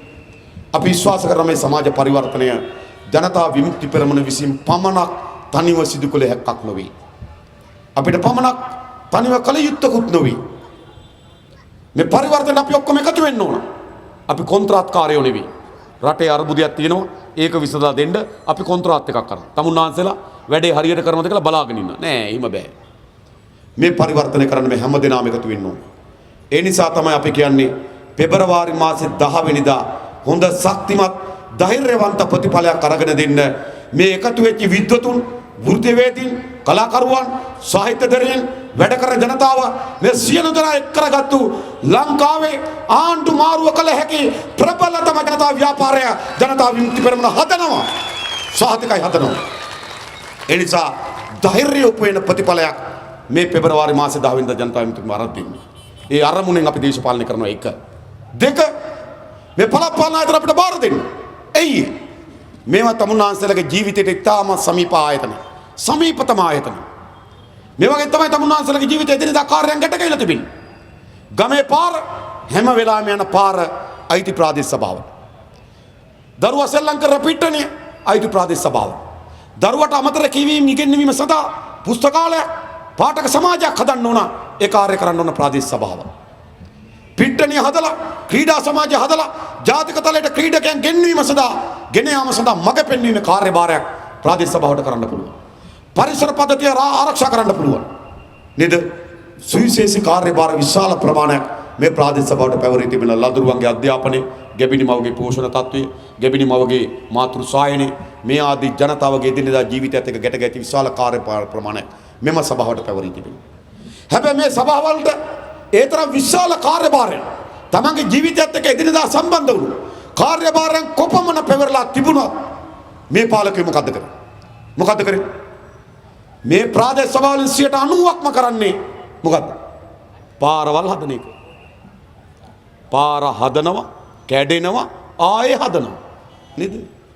නේද? එක්ක පාරට කොන්ක්‍රීට් දානවා, එක්ක පාරට පස් දානවා. ප්‍රාදේශ සභාව නම් අර ඔක්කොම කරන්න ඕන. ප්‍රාදේශ සභාවෙන් තමුන්නාසලා ගමට කරානම් කරේ මොකද්ද? පාර කොන්ක්‍රීට් දැම්ම. එහෙම නේද? ඔච්චර තමයි. නගර සභාවෙන් නිකන් ඊට වඩා වැඩ කරලා තියෙනවා. නේද? කොන්ක්‍රීට් දාන එක තමයි වැඩේ නගර සභාවේ. මේවා ඉතින් ප්‍රාදේශ සභාව නෙන්නේ කොන්ක්‍රීට් සභාවනේ. ප්‍රාදේශ සභාව නම් අර ඔක්කොම කරන්න ඕන. මේවා කොන්ක්‍රීට් සභාව. ඇයි නගරාධිපතිතුමිය මෙච්චර පාරවල් වලට ලව්? දැනගන්න ඕන ටිකක් නේද? ඇයි මෙච්චර පාරවල් වලට ලෙන්ගතු? ගොඩනැගිලි වලට වැඩිය කැමති නෑ. ගොඩනැගිලි වලින් හොරකම් කරන්න අමාරුයි. අඟල් 9 බිත්ති නම් අඟල් 9ට තියෙන්න ඕන. අඩි 9ක් උස නම් අඩි 9ට තියෙන්න ඕන. රයිනෝ සීට් එක නම් රයිනෝ සීට් එක තියෙන්න ඕන. මහෝගනි ලීය නම් මහෝගනි තියෙන්න ඕන. කොස් උළුවස්ස නම් කොස් උළුවස්ස තියෙන්න ඕන. ලංකා ටයිල් එක නම් ටයිල් එක තියෙන්න ඕන. ඔක්කොම පේනවා. අඟල් 9ක් තියනවද කියලා පේනවා. අඩි 9ක් උසද කියලා පේනවා. සීට් එක රයිනෝද කියලා පේනවා. නේද? ලීය මහෝගනිද කියලා පේනවා. උළුවස්ස කොස්ද කියලා පේනවා. ටයිල් එක ලංකාද කියලා පේනවා. ඒ ඔක්කොම පේන්න හදපුවාම ඒ ඔක්කොම හරියට දාන්න ඕන. ඒ ඔක්කොම දාලා හොරකම් කරන්න බෑ. ඒ නිසා හදන්නේ නෑ. කැමැතිම පාරවල්, පස් වැඩ, කොන්ක්‍රීට් වැඩ. මනින්නත් බෑ, පේන්නෙත් නෑ. ඔන්න ආදරේ හේතුව, ලව් එකේ හේතුව. එහෙනම් මේ පාර කියන්නේ මොකද්ද? මේ පාර තමයි නගරාධිපතිවරයාගේ ගෙදර සල්ලි අදින පාර. ඕක තමයි හොර පාර. ඇයි? ඕකෙන් තමයි මේ හොරකම කරන්නේ. සැලසුම හදන්නේ කොහොමද මේ පාර හදනකොට? සැලසුම හදනවා අඩි 12 පළලට තියෙන්න ඕන. අඟල් 6ක් කොන්ක්‍රීට් දාන්න ඕන ඝනකමට. කොන්ක්‍රීට් දාන්න කලින් පස අඟලට තලලා ඒක උඩින් කොන්ක්‍රීට් එක 3ට 2ට 1 ගල් 3යි වැලි 2යි සිමෙන්ති 1යි අනුපාතයට දාන්න ඕන. ලක්ෂ 20යි. පාරේ සැලසුම ලක්ෂ 20යි. දැන් මොකද වෙන්නේ? කොන්ත්‍රාත් එක වැඩේ පටන් ගන්න කලින්ම ලක්ෂ 20න් ලක්ෂ 6ක් විතර දෙන්න ඕන සභාපතිට. දැන් ඉතුරු ලක්ෂ 14යි. කොන්ත්‍රාත් මුදලාලිත් ලක්ෂ 3ක්වත් තියාගන්න ඕන. දැන් ඉතුරු ලක්ෂ 11යි. දැන් ලක්ෂ 11 අරන් එනවා ගමේ පාර හදන්න. එනකොට නගරාධිපතියගේ ගෝලයක් ඉන්නවා ගමේ.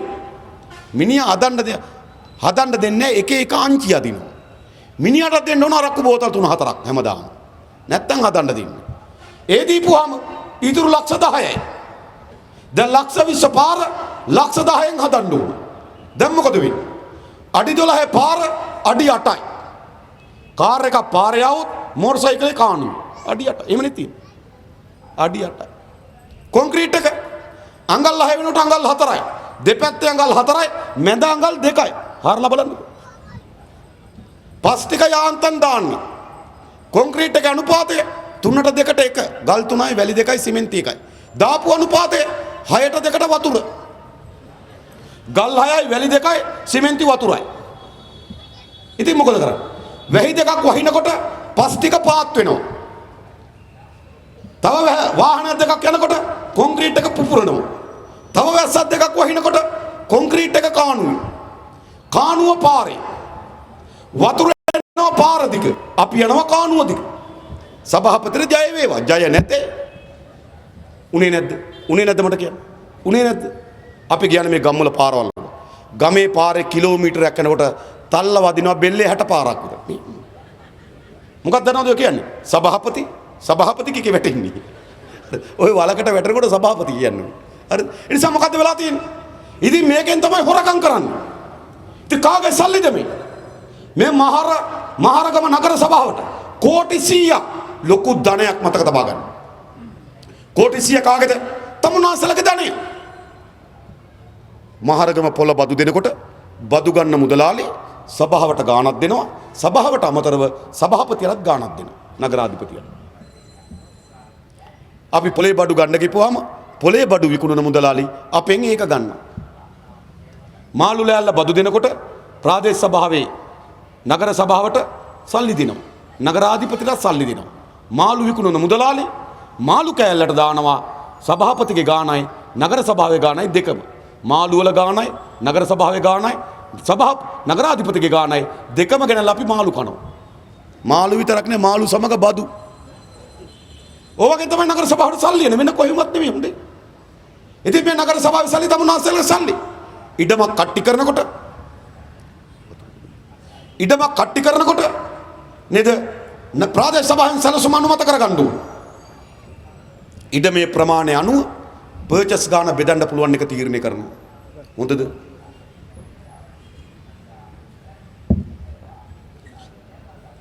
කඩන කට්ටි ගාන අනුව පාරවල් ටික හරියට තියෙන්න ඕන. පළලට වතුර තියෙන්න ඕන. විදුලිය තියෙන්න ඕන. ඉඩමේ ප්‍රමාණය අනුව පොදු කටයුතු සඳහා කියලා කොටසක් වෙන් වෙන්න ඕන. නේද? දැන් තමුන්නාසලා කඩපු ඉඩම් වලට ගිල බලන්න. ඔය පොදු කටයුතු කෑල්ල මොකද්ද? එක්ක ගල එක්ක වල. නේද? එහෙම නෙවෙයිද? කඩපු ඉඩම් කට්ටියේ පොදු කටයුතු සඳහා වෙන් කරන්නේ එක්ක ඉඩම් කට්ටියේ ගල එක්ක ඉඩම් කට්ටියේ වල. නේද? ඇයි ඔක අනුමත කරන්නේ කවුද? ප්‍රාදේශ සභාව. අනුමත කරන්න ප්‍රාදේශ සභාවට ගාණක් දෙනවා. ඔය විදියට අනුමත කරගන්න නගරාධිපතිරත් ගාණක් දෙනවා. එහෙනම් මේ කාගේ සල්ලිද? මේ ප්‍රාදේශ නගර සභාව ඇතුළේ ජීවත් වෙන අපේ ජනතාවගේ සල්ලි කෝටි 100ක් එනවා. දැන් මොකද්ද අපිට තිබෙන්නේ? දැන් අපිට තියෙන වෙන මොකුත් නෙවෙයි. මේ නගර සභාවේ ජීවත් වෙන වැසියන්ට මේ නගර සභාවේ කෝටි 100 අයිති. දැන් අපිට මොකද නගර සභාව පත් කරගන්නේ? කෝටි 100 අපේ සියලු දෙනාට අයිති උනාට අපි සියලු දෙනාට ඒ කෝටි 100 බලාගෙන වැඩ කරන්න බෑ. කෝටි 100 බලාගෙන අපිට වැඩ කරන්න බෑ. අපි සල්ලි ටික බලාගෙන වැඩ කරන්න ගියොත් මෙලෝ දෙයක් කරගන්න හම්බෙන්නේ. නේද? ධාතු බලනවා වගේ tie පොලිම. සල්ලි බලන්න. ඒ නිසා අපි මොකද කරන්නේ? මේ නගර සභාවට අපි නියෝජිතයින් තෝරාපත් කරලා යවනවා. മന്ത്രിවරු 41ක් තෝරාපත් කරලා යවනවා. මොකද මේ තෝරාපත් කරලා යවන්නේ? පෙබරවාරි මාසේ 10 වෙනිදා මේ නගර සභාවේ ජීවත් වෙන වැසියට පැවති වෙන කාර්යභාරය තමයි තමුන්නාන්සලගේ කෝටි 100 බලාගන්න 41 දෙනෙක් තෝරාපත් කරලා යවනවා. අපේ කොට්ටාසෙන් අපේ සල්ලි බලාගන්න මෙයා ආයවනවා. අපේ කොට්ටාසෙන් අපේ සල්ලි ටික බලාගන්න මෙයා ආයවනවා. එහෙනම් මේ මොකටද යවන්නේ? අපේ කෝටි 100 බලාගන්න. කුකුල්ලු මුර කරන්න නරින්න දෙනවද? කුකුල්ලු මුර කරන්න. ඉතින් සල්ලි ටික බලාගන්න දෙනවද හොරුන්ට? මෙතන යහන්න තියෙන ප්‍රශ්න. තමුන්නාන්සලා මතක තියාගන්න. මේ മന്ത്രിවරයෙකුට තියෙන උපරිම රුපියල් 15000ක් වගේ නේද? 15000යි. 15000ට මේ තරම් වඩි කන්නේ නේද? මහින්ද මහත්තයා ගම්පහට නොකියවම බස් එකක් අරගෙන එහෙට යන්න ඕනේ. මහින්ද මහත්තයා කළුතරේ නොකියවපුවාම බස් දෙකක් අරගෙන එහෙට යන්න ඕනේ. මහින්ද මහත්තයා හෝමගමේ නොකියවම තව බස් එකක් අරගෙන එහෙට යන්න ඕනේ. මෙච්චර මොකටද මේ? ඇයි මේ 15000ටද? නෑ. මේ 15000ට නෙවෙයි මේ උත්සාහ කරන්නේ. නිදානයක් තියෙනවා නගර සභාවේ. මොකද්ද නිදානේ? කෝටි 100ක් තියෙනවා. දැන් මේ නිදානේ කඩන්න ඕන. සාමාන්‍යයෙන් නිදන් කඩන්න එක වර්ගයේ බිලි ඉල්ලනවා කට්ටන්ඩිය. නේද? සමහර කට්ටණින් කියනවා 3 කුළුඳිල් බිල්ලක් ඕන මේක කඩන්න. එහෙම වුණා කියලා කඩන්න එහෙම යන්න එපා හොඳේ. හරිද? සමහර අය කියන කට්ටනිය කුකුල් බිල්ලක් තිබ්බොත් ඇති. මේක කඩන්න. කැඩුවට සමහර විට ඇත්තෙත් නැහැ නිකම් පොලිසිය. හරිද? ඉතින් එක වර්ගයේ බිලිත් ඉල්ලනවා කැඩුවට තියෙයිද දන්නෙත් නැහැ. හැබැයි මේක එහෙම නෙවෙයි. ෂුවර් එකටම තියෙන නිදානේ. කීයක් වටිනවද? කෝටි 100යි. නගර සභාවේ. දැන් මේක කඩන්න ඕන. මේක කඩන්න ඉල්ලන්නේ මොකද්ද? මේක කඩන්න ඉල්ලන්නේ മന്ത്രിකම. නර බිල්ල නෙවෙයි. මේ മന്ത്രിකම කියලා කියන්නේ නගර සභාවේ කෝටි 100 කඩන්න දෙන ලයිසන් එක. හොඳයි. මේ කෝටි 100 කඩන්න දෙන ලයිසන් එක. තේරෙම් මේ කීරේ. ඒ නිසා මේ ඉල්ලන්නේ වෙන මුකුත් නෙවෙයි. ඔය 15000 ගන්න නෙවෙයි යන්නේ. මේ නගර සභාවට අයිති වෙච්ච ඉතින් කෝටි 100ක් තියෙනවා. කෝටි 100ටත් වඩා වැඩි ඇත්ත ගත්තොත්. ඇයි? සමහර පාරවල් ටික සභාපති ගෙදර හරවලානේ. ජනතා විමුක්ති පෙරමුණ තමුන්නාන්සලා මේ මහරගම නගර සභාව බාර දෙන්න නගරාධිපතිගේ ගෙදර හරවපු පාරවල් ටික ඔක්කොම වාලා ඒ ටිකත් නගර සභාවට ගේනවා. අවුරුදු 3-4ක් යනකොට නගර සභාවේ ආදායම කෝටි 10ක් 15ක් වැඩි කරන්න පුළුවන්. අපි විශ්වාස. ඉතින් මේ සල්ලි ටික එහෙනම් දැන් අපි යවන්න ඕන කවුද? මේ සල්ලි ටික බලාගෙන අපේ වැඩේ කරන්න කට්ටිය. කවුද යවන්නේ? හොරා නොකන කට්ටිය. කවුද හොරා නොකන්නේ? කවුද? දැන් රනිල් වික්‍රමසිංහ මහත්තයාට අවිලා කියන්න පුළුවන්ද දෙන්න මේ මහරගම නගර සභාව අපි හොරකම් නතර කරනවා කියලා? බෑ. ඈත ඉඳන් බැඳුම් කරේ කියන්නේ. ස්ටේජ් එකේ වට තුනක් කර කියලා පයින්න බිමට. නේද? තව දුරටත් රනිල් වික්‍රමසිංහ මහත්තයාට හොරකම් නතර කරනවා කියන්න බෑ. අර ඊයේ පෙරේදා පාර්ලිමේන්තුවේ බැඳුම් කරේ කියලා දැක්ක නේද රනිල් වික්‍රමසිංහ මහත්තයා දඟලපු දඟලිල්ල. මහරගම කොහොමද දඟලයිද? පාර්ලිමේන්තුවේ එහෙමනම්. තව දුරටත් හොරකම් නතර කරනවා කියන්න බෑ ඒගොල්ලන්ට. එවනම් මහින්ද මහත්තයාට ඉතින් කියන්න මහරගම එකක් තියෙන්න එපේ. ඒකනේ වැඩි. නේද? මහරගම නැහැ නේද? ඉන්නවද? නේද? මම දැක්කා දැන් හෝමාගම එනකොට අර පොහොට්ටු දෙකක් අල්ලගෙන කරකිනවා. මං හිතුවා මහරගම ඇවිල්ලා බයිසිකලයක් කරේ තියාගෙන සැන්ඩෝ හැරිස් වගේ ඉන්නවද කියලා. හරිද? දැන් කියනවා නේද එහෙම කතාවක්. නේද? තමුන්නාන්සලට මම නීතිය කියන්න. මේ මැතිවරණ පනත හදන්න ජනතා විමුක්ති පෙරමුණේ අපි සුවිශේෂී කාර්යභාරයක් ඉටු කරා. හොඳද? ඒ සාකච්ඡාවට නිමල් සිරිපාලත් හිටියා. හැබැයි නිදි හොඳ. ඒ සාකච්ඡාවට කිරියල්ලත් හිටියා. කියන එක ඇහෙන්නේ වෙන මොකද්ද උත්තර දෙනවා. කියන එකට නෙමෙයි උත්තර දෙන්නේ. ඒ සාකච්ඡාවට දිනේෂ් ගුණවර්ධනත් හිටියා. හරිද? දිනේෂ් ගුණවර්ධනත් බලන මේ මොකද්ද තේරෙන්නේ නැහැ හොඳේ. හරිද? දැන් මේ ඡන්ද ක්‍රමය හදුවට පස්සේ කොහොමද? අපි කිව්වා මෙහෙමයි. টොප් කියලා ආවා. ආවට පස්සේ දැන් ගිහිලා කියනවලු ඒ දැන්නේ තේරෙන්නේ මේක අප්සෙට් වගේ. දැන් තමයි ඇහැරලා තියෙන්නේ. හරිද? ඒ නිසා හරියට දන්නේ නැහැ මේ ඡන්ද පනත. මේ ඡන්ද පනත අනුව මම තමුන්නාන්සලට කියන්නේ. දැන් මට ආරංචි විදියට ඔය බයිසිකලෙන් ඉන්න කණ්ඩායමේ ඉන්නවලු මේ මහරගම නගර සභාව ඇතුළත පදිංචි නැති අය. එහෙම නේද? කීයක් විතර ඉන්නවද? ඒකට 40ක් විතර පදිංචි නැති අය. ලැයිස්තුයි. ඉල්ල නායකෙන් 40ක් විතර මේ නගර සභාවේ පදිංචි නැහැ. ඇයි නීතියක් තියෙන මේ නගර සභාවෙන් පදිංචි වෙන්න ඕන කියලා? ඇයි නීතියක් තියෙන්නේ? ඒ නීතිය හැදිලා තියෙන්නේ මේ සල්ලි නගර සභාවේ ජීවත් වෙන ජනතාවගේ සල්ලි. ඒ සල්ලි බලාගට යවන්න ඕන නගර සභාවේ පදිංචි කරුවෙක් විතරයි. තේරෙනවද? ඒ නීතිය හැදිලා තියෙන්නේ මේ සල්ලි නගර සභාවේ සල්ලි. ඒ නිසා මහරගම නගර සභාවට ඉල්ලන්න පුළුවන්කම තිබෙන්නේ නගර සභාවේ පදිංචි කෙනෙකුට විතරයි. ඇයි ඒ සල්ලි බලා ගන්න වෙන සභාවක අයට දෙනවද? දෙන්නේ නැහැ. ඒ නිසා මේක නීතිය හරි ප්‍රබලයි. පදිංචි නොවන කෙනෙක් മന്ത്രിවරයෙක් හැටියට තේරුනොත් එයාට മന്ത്രിකම ලැබෙන්නේ නැහැ. එහෙනම් වෙන කාගෙන් හරි පුරවනවද? වෙන කාගෙන්වත් පුරවන්නත් බෑ. හැමදාම වේකන්, හැමදාම හිස්. එතකොට එක කොට්ටාසක අපේක්ෂකෙක් නුසුදුසුෙක් වුණොත් සභාවේ മന്ത്രിවරු 42යි නම් ඒ සභා කාලය දුවන්නේ മന്ത്രിවරු 40න්. අරක පුරවන්නවත් බෑ. හොඳේ. ඇදුවේ අපි. හරිද? මතක තියාගන්න. ඒ කොට්ටාසෙන් ඉල්ලන අපේක්ෂකේ යම් ප්‍රමාණයකින් අපේක්ෂක ගණනාවක් අපේක්ෂක 10ක් දිනුවා. හැබැයි 10ම මහරගම නගර සභාවේ පදිංචි නැහැ.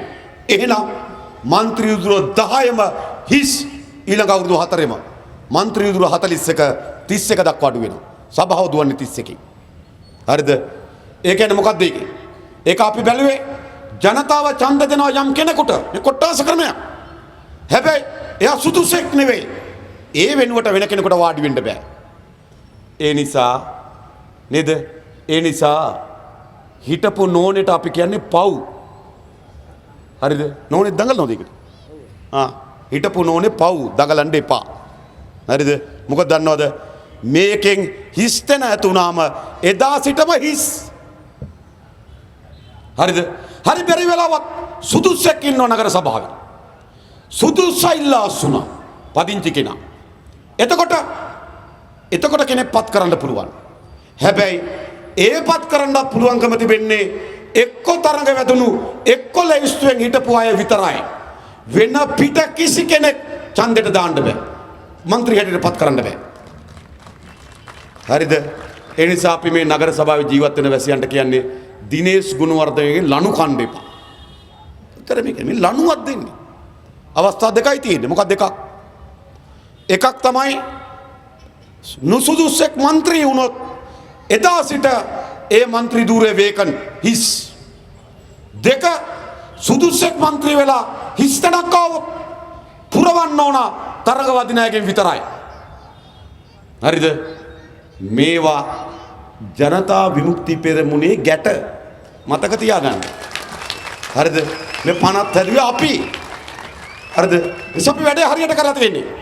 ඒ නිසා මහනගර සභාව මේ මාරගම නගර සභාව තුල ජීවත් වෙන වැසියන්ට අපි කියන්නේ තමුන්නාන්සේලාට ඔය නිකන් බයිසිකල් කරයි තියන් දඟලුවට කිසි පළක් නැහැ.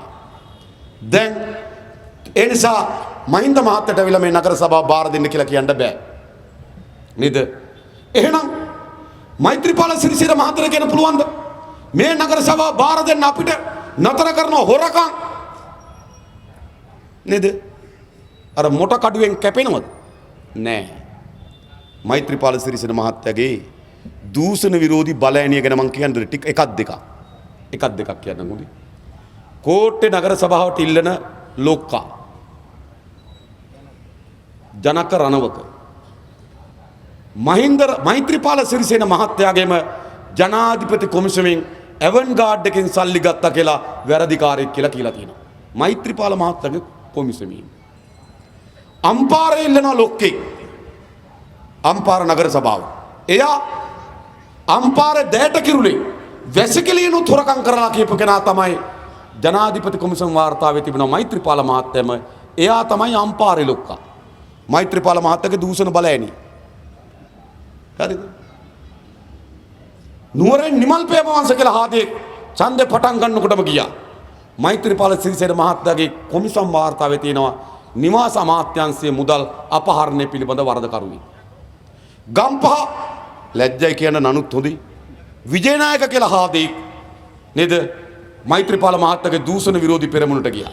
එයත් මෛත්‍රීපාල සිරිසේන මහත්තයාගේම බරපතල මූල්‍ය අපරාධ පිළිබඳව ජනාධිපති කොමිසම වාර්තාව අනුව නිවාස අමාත්‍යාංශ මුදල් අපහරණය පිළිබඳව වරදකරුවි. තව කෙනෙක් ගියා පොල්ගම්පල කියලා හාදේ. බැසිල්ගේ අතිජාත ගෝලයා. මීට මාස 3-4කට කලින් හොරචෙක් දීලා වවුනියාවේ රිමාන්ඩ් එකේ. දැන් මෛත්‍රීපාල මහත්තයාගේ දූෂණ විරෝධී බලයෙන් නේද? මරු දූෂණ විරෝධී බලයෙන්. ඒ නිසා ඒ කිසිවෙකුට තව දුරටත් මේ රටේ වංචාව දූෂණය නාස්‍ය නතර කරනවා කියලා කියන්න බෑ. එය කිය හැකි වන්නේ ජනතා විමුක්ති පෙරමුණට පමණයි. ඒ නිසා අපි තමුන්නාන්සේලාට කියනවා මේ නගර සභාව ජනතා විමුක්ති පෙරමුණට බාර දෙන්න. මේ නගර සභාවේ කෝටි 100 පරිස්සම් කරලා අපි තමුන්නාන්සේලාගේ වැඩේ කරලා දෙනවා. සහතිකයි අපිට ඒ වෙනුවෙන් මේ සභාව බාර දෙන්න. දෙවෙනි කරුණ ඊළඟ පෙබරවාරි මාසේ 10 වෙනිදා තමුන්නාන්සේලා ගිල ඡන්දයක් දෙනවා. ඡන්ද කියන්නේ මොකක්ද? ඡන්ද කියන්නේ සම්මුතිය. තමුන්නාන්සේලා පෙබරවාරි මාසේ 10 අපිට ඡන්දයක් දෙනවා නේද? අපිව විශ්වාස කරලා. 11 වෙනිදා ආපහු එක ගන්න බෑ. 12 වෙනිදා ගන්න බෑ. ආයෙ ගන්න වෙන්නේ කවද්ද? අවුරුදු 4කින් ඊළඟ ඡන්දෙදී. දුන්නොත් දුන්නමයි. හරිද? ඒක තමුන්නාන්සේලා ඡන්දයක් දෙනවා පාක්ෂිකට. ඡන්දයක් දෙනවා. නේද? එතකොට පෙබරවාරි මාසේ 10 වෙනිදා යම් දේශපාලන ව්‍යාපාරයක් විශ්වාස කරලා තමුන්නාන්සේලා ඡන්දෙ දෙනවා. ඡන්දගත දේශපාලන ව්‍යාපාරයේ වගකීම මොකක්ද? ඡන්දගත දේශපාලන ව්‍යාපාරයේ වගකීම තමයි ඒ ඡන්දයේ ගෞරවයත් වටිනාකමත් ඡන්දදායකයාගේ විශ්වාසයත් ආරක්ෂා කරන එක. නේද? ඡන්දෙ දුන්නට පස්සේ එයා අවුරුදු 4 ඒක රකින්න ඕන. කාර්ද ඒක රකින්න පුළුවන්. දැන් මේ ජනතාව 2015 ජනවාරි මාසේ නැත්නම් 2015 අගෝස්තු මාසේ රනිල් වික්‍රමසිංහ මහත්තයාට ඡන්දෙ දුන්නා. නේද? දැන් තමුන්නාසලා පපුව ඉස්සරහට දාලා කියන්න පුළුවන්ද අගෝස්තු මාසේ අපි ඡන්දෙ දුන්නේ UNPට කියලා? බෑ. එයි ඡන්දේ ගෞරවයත් විශ්වාසයත් බිඳ වැට්ටුවා. හොරකම් හොරු අල්ලනවා කියලා ඇවිල්ලා හොරකම් කරා. හොරකම් නේද? හොරකම් කරන්නේ නැහැ කියලා ඇවිල්ලා හොරකම් කරා. ආර්ථිකය හදනවා කියලා ඇවිල්ලා ආර්ථිකය කඩා වැට්ටුවා. සානාධාර දෙනවා කියලා ඇවිල්ලා සානාධාර කඩා වැට්ටුවා. ඒ නිසා එක්සත් ජාතික පක්ෂයට ඡන්ද දීපු ඡන්දදායකයන්ට කියන්න බෑ අපි දුන්නේ දා UNPට කියලා. නේද? එහෙම කියන්න බෑ. තේරෙනවද කිව්වේ? නේද? ගෞරවය කෙලසුවා. 2015 අගෝස්තු මාසේ මහින්ද මහත්තයාට ඡන්ද දුන්නා නම් දීලා മന്ത്രിවරු 6 දෙනෙක් කරියා. 96 දෙනෙක්. 6 දෙනාගේ එක්කෙනා තමයි සුසිපියම ජතු කොළඹ දිස්ත්‍රික්කේ. අනුර යාපලා, ජෝන් සෙනවිරත්ලා, නිමල් ශ්‍රීපාලලා නේද? ඇතුළු 96ක් කරියා. මහින්ද මහත්තයත් එක්ක ඉන්න කියලා. 96 45ක්ම පැන්නා. මෛත්‍රීපාල මහත්තයා. නේද? දැන් තමුන්නාන්සලා ඡන්දෙ දීලා මහින්ද මහත්තයාට ඡන්දෙ දීලා සුසිල් ප්‍රේමජයන්තලා පාර්ලිමේන්තුවට ඇරියා. තමුන්නාන්සලාගේ ඡන්ද ගෞරවේ වටිනාකම විශ්වාසය රැක්කද? රැක්කේ නෑ. නේද? දැන් කියනවා ආයෙ වරෙන්කෝ බලන්න. ආයෙ යා නෙවෙයි ආයෙ වෙන කෙනෙකුට අහු වෙන්නේ. හොඳයි. හරිද? එඳ තමුන්නාන්සලා ඡන්ද ගෞරවය රැක්කේ නෑ. විශ්වාසය රැක්කේ නෑ. අපි ඔයගොල්ලන්ට එක සහතිකයක් දෙනවා. 2015 මහමැතිවරණදී ජනතා විමුක්ති පෙරමුණ മന്ത്രിදුර 6ක් දුන්නා. කොළඹ දිස්ත්‍රික්කෙන් තමුන්නාන්සලා එකක් දුන්නා. කනගාටුද? අප්සෙට් වගේ. ආඩම්බර වෙන්න බැරිද? නෑ. තමුන්නාන්සලා අපි മന്ത്രിවරු 6 දෙනෙක් පාර්ලිමේන්තුවට ඇරියා. තමුන්නාන්සලාගේ ඡන්දේ ගෞරවයත් වටිනාකමත් විශ්වාසයත් අපි තිතට රැකලා තිබෙනවා. ඡන්ද දීපු හැම කෙනාටම කියන්න පුළුවන් අපි ඡන්දෙ දුන්නේ පාර්ලිමේන්තු ඡන්දෙදී ජනතා විමුක්ති පෙරමුණට කියලා. බැරිද කියන්න? එම කියන්න පුළුවන්. ඒ නිසා දේශපාලන ව්‍යාපාරික වගකීම තමයි ඡන්දදායකගේ ඡන්දේ ගෞරවයත් විශ්වාසයත් වටිනාකමත් රකින්න එක. අපි තමුන්නාන්සලට සහතිකයක් දෙනවා. තමුන්නාන්සල ලබා දෙන හැම ඡන්දයකම ගෞරවය විශ්වාසය වටිනාකම ජනතා විමුක්ති පෙරමුණේ අපි රකින්නවා ආරක්ෂා කරනවා. මේ කිසිවෙක් මේ වේදිකාවේ ඉන්න මේ කිසිවෙක් අපේ දේවානන්ද සුරවීර සහෝදරයා අපි ඉන්න කාලේ විශ්වවිද්‍යාලය ජයවර්ධනපුර විශ්වවිද්‍යාලේ අධ්‍යාපන හදාරපු අය ඒ කාලේ ඉඳන් අපේ දේශපාලන නිරත වෙච්ච අය මේ පක්ෂ ඉතාමත් අසිරු අවදීම් වලදී මේ පක්ෂයත් එක්ක මේ දේශපාලනත් එක්ක උර දීපු අය තමයි මහරගම නගර සභාවට ජනතා විමුක්ති පෙරමුණේ නායකත්වයේ සපයන්නේ. මේ හිම අය ඕනෑවටත් වඩා වැඩි ජයග්‍රහණවල අත්දැක බලලා තියෙනවා. ආණ්ඩු ඉන්න කාලේ අත්දැක බලලා තියෙනවා. පරාජයන්ගෙදී අත්දැක බලලා තිබෙනවා. ඇති තරමට අත්දැක බලනද කණ්ඩායම්. සමේ හැම කෙනෙක් පිළිබඳව ජනතා විමුක්ති පෙරමුණේ අපිට පෞද්ගලික වශයෙන් හැම කෙනාටම සහතිකයක් අපිට ලබා දෙන්න පුළුවන් මේ අපේක්ෂකයන් පිළිබඳව. මං අහන කාටද එහෙම පුළුවන්කම දෙන්නේ? තමන්ගේ අපේක්ෂකයන් පිළිබඳව සහතිකයක් ලබා දෙන්න පුළුවන් කවර දේශපාලන ව්‍යාපාරයකට? මෛත්‍රීපාල සිරිසේන මහත්තයාගේ වැලිගම අපේක්ෂක ඊයේ පෙරේද කසිප්පු පෙරලා අහුවෙලා. නේද? නේද? ඉතින් බලය ආපුවම කොහොම පෙරයිද? මහින්ද මහත්තයාගේ කඩුවල පැත්තේ අපේක්ෂකෙක් නේද? අම්මා වෙන රැස්වීමකට ගියා කියලා නේද? අපේක්ෂකයා ඇවිල්ලා අම්මගේ ඔළුවට පිස්තෝලේ තියලා ජනතාවට වෙඩි තියයි. ඒගොල්ලන්ට විශ්වාසය දෙන්න බෑ. මහින්ද මහත්තයාගේ තව අපේක්ෂකෙක් බුරුත කොටම් පටවල අහුවෙලා. නේද? ඉතින් අපේක්ෂක බුරුත කොටම් පටවුණා. තව අපේක්ෂකෙක් මන් දැක ඊයේ පෙරේද තියෙනවා පව් කියලා හිතුණා. හරිද? ලක්ෂ පාමාරක පාම් පිටි අරන් පාප්ප ගන්න හොරචෙක් දීලා. හරිද? මේ හාදියෝ හරිද? පෝස්ටරේ අලවන්නේ තොරට. පාප්ප තොරට. දැන් රිමාන්ඩ් තිබුණේද පත්තරේ? දැන් එයා රිමාන්ඩ්. පාප්ප ගන්න තොරචෙක් දීලා. පෝස්ටරේ අලවන්නේ. හැබැයි පෝස්ටරේ ගන්නවා සත් ගුණවත් ගුණපාල. අලවලා දෙන හොර පාප්පු වලින්. හරිද? මොන පාලකයේද මේ අපි තමුන්නාන්සලට කියන්නේ? නේද මොන සහතිකයක් දෙන්න පුළුවන්ද? තව කෙනෙක් ගංජා විකුල්ලා අහුවෙලා. තව මන්දක පත්තරේ නම තිබෙන්නේ තව අපේක්ෂිකාවක් කසිප්පු පෙරලා උලා පව්. එයි බොණ්ඩ දෙන්න විදියක් නැහැ. ඉතින් ගේ පිටිපස්සේ හැලි අරක්කුවක් පෙරන්න ඕන. මේකයි වෙලා තියෙන්නේ. ඒ නිසා ඔය කිසියෙකුට අපේක්ෂකයෙක් පිළිබඳ සහතික දෙන්න බෑ. ඉතින් අපේක්ෂකයා පිළිබඳ සහතික දෙන්න නැතුව മന്ത്രിකම ගැන සහතික දෙන්න පුළුවන්. ජනතා විමුක්ති පෙරමුණ අපේ ඉදිරිපත් වී තිබෙන සෑම අපේක්ෂකයෙක් පිළිබඳවම අපි තමුන්නාන්සලා සහතිකයක් දෙනවා. മന്ത്രിකම පිළිබඳවත් අපි තමුන්නාන්සලා සහතිකයක් දෙනවා. නිසා මේ හැම දෙනාම තමුන්නාන්සලාගේ ඡන්දේ ගෞරවය වටිනාකම විශ්වාසය රකින්න අය. ඒ නිසා මහරගම ප්‍රාදේශ නගර සභාව බාර දෙන්න ඕන සුදුසුම ව්‍යාපාරය ජනතා විමුක්ති පෙරමුණ. ඒ සඳහා තමුන්නාන්සලා පෙරටෙමු මැදිහත් වෙමු ඡන්ද දෙන්න කියලා ඉල්ලා සිටිමින් මම නතර වෙනවා. හැම දිනාටම ජය වේවා කියලා ප්‍රාර්ථනා කරනවා. මේ රට සුබදායි මාවතකට අපි යොමු කරමු. එළඹෙන පළාත් පාලන මැතිවරණදී අපේ ගමේ ඡන්ද පෙට්ටියේ වැඩිම ඡන්ද ප්‍රමාණය සීනුවට කතර කාල පුරවමු. ඒ වෙනුවෙන් සියලු දෙනා පෙරටෙමු ඉදිරියටෙමු සංවිධානයෙමු වැඩ කරමු කියලා ඉල්ලා සිටිමින් මම නතර වෙනවා. බොහොම ස්තුතියි. හැම දිනකටම ජය වේවා කියලා ප්‍රාර්ථනා කරනවා. ජය වේවා. ජය වේවා.